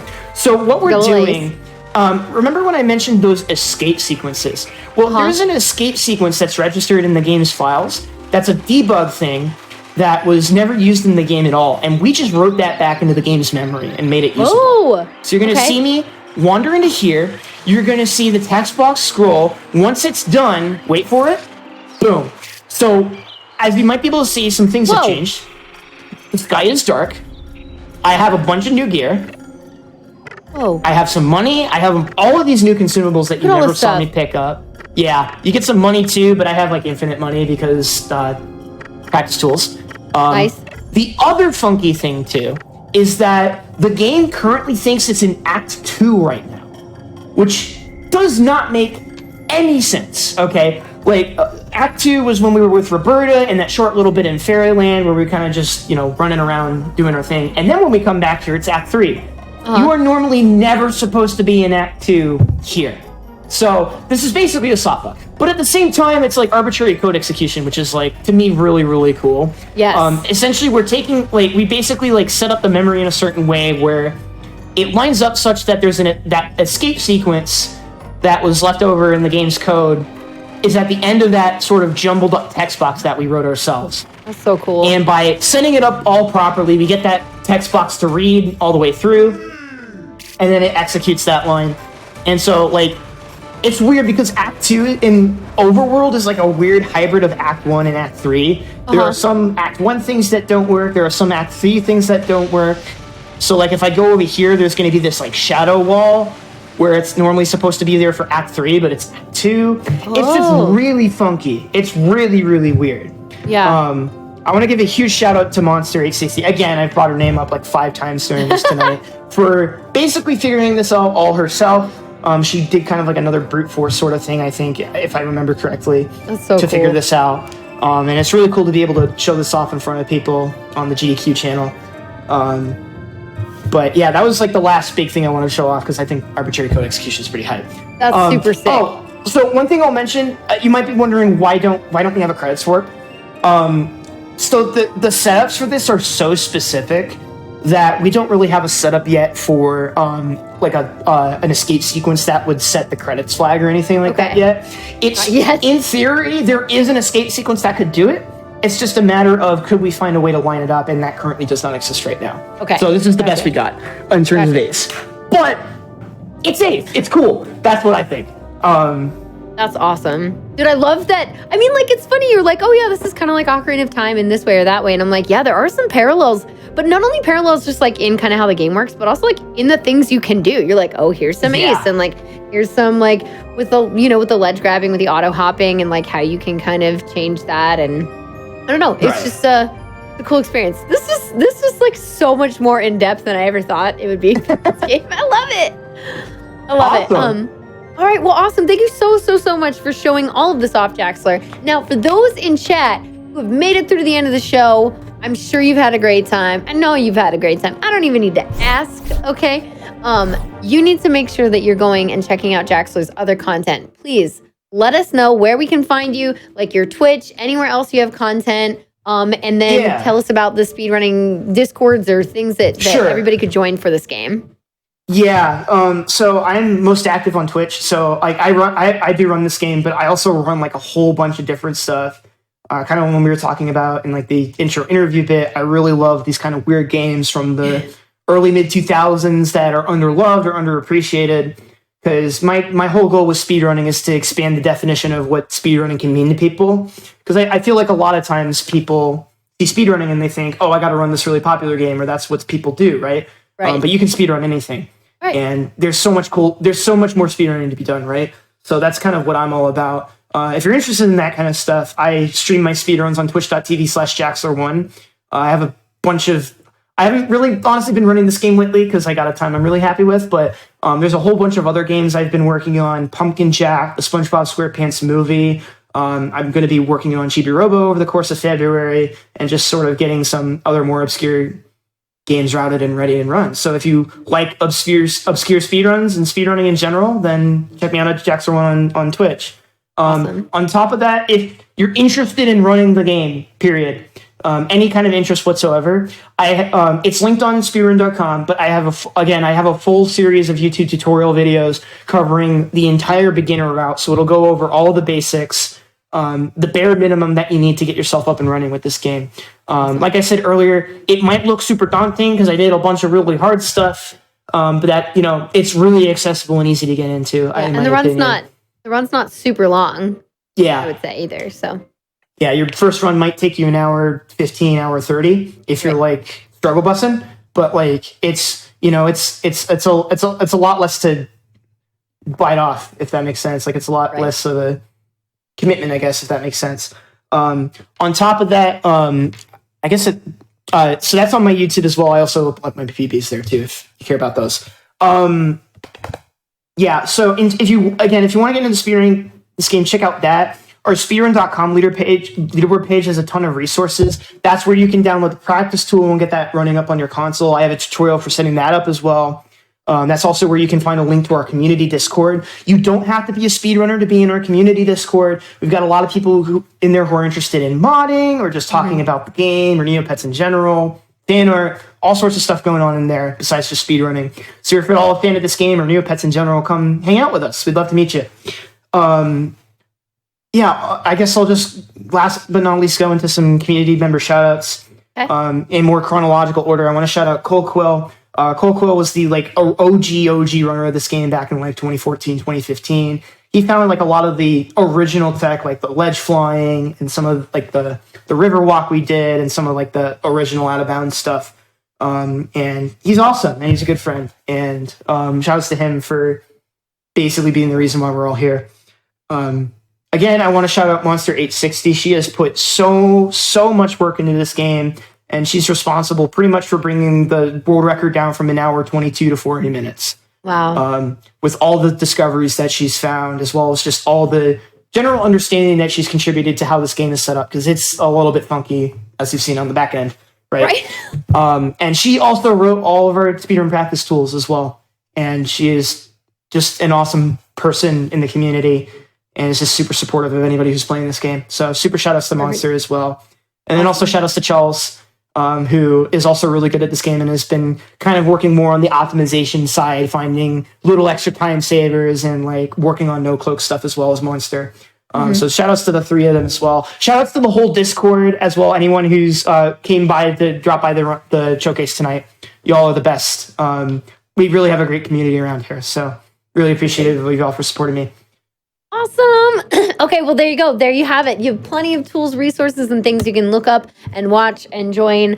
Please go follow Jaxler. Give him some love. Say hello during his Pumpkin Jack runs. Ask him questions about Neopets. Tell him that you've been playing it again. That'll make him so excited. Even if you're not speedrunning. Like, we were just talking about how inspiring people to, like, replay some of these great old games is one of like the many joys of speedrunning it or bringing it back up. Yeah, please definitely do that. And I hope you all enjoyed not only our first episode of the year, but also the name change. Very exciting. So once again, the show is now called Out of Bounds, which is awesome. And things I forgot to mention earlier is that, Frost Fatale is coming up. That's going to be at the end of next month because we're still in January. So in just over a month from now, we have Frost Fatale 2023. It's going to be awesome. We have prize submissions open now. I can say words. So you can go to gamesonquick.com for more info on that, or you can use exclamation prizes in the chat to submit your prizes if you would like to do that. We have an awesome schedule lined up. Make sure you check it out. Once again, benefiting Malala Fund. It's going to be great. Then we also, before that, have Unapologetically Black and Fast coming up February 11th and 12th. I know we have some showrunners who are very excited and passionate about this, so please check that out. We're celebrating Black excellence in speedrunning coming up, and so you can do exclamation UBAF in Twitch chat. So if you want to check for that as well, you can in the chat. But yeah, 11th to the 12th of next month for that, and then again at the end of the month is Frost Fatale. So just keeping your eyes out for those. We have more content starting tomorrow. I believe it's Aimbot tomorrow night at 7 p.m. Eastern, just like every weeknight when you can check out more Hotfix content. So thank you all for being here, for checking out the Hotfix stuff, and for supporting Jaxler in this game. It was awesome. So thank you so much again, Jaxler. You're great. And so are you all, chat. Chat's cute. And we will see you all on the next episode. Thank you so much. Have a good night, everyone. Have a good night.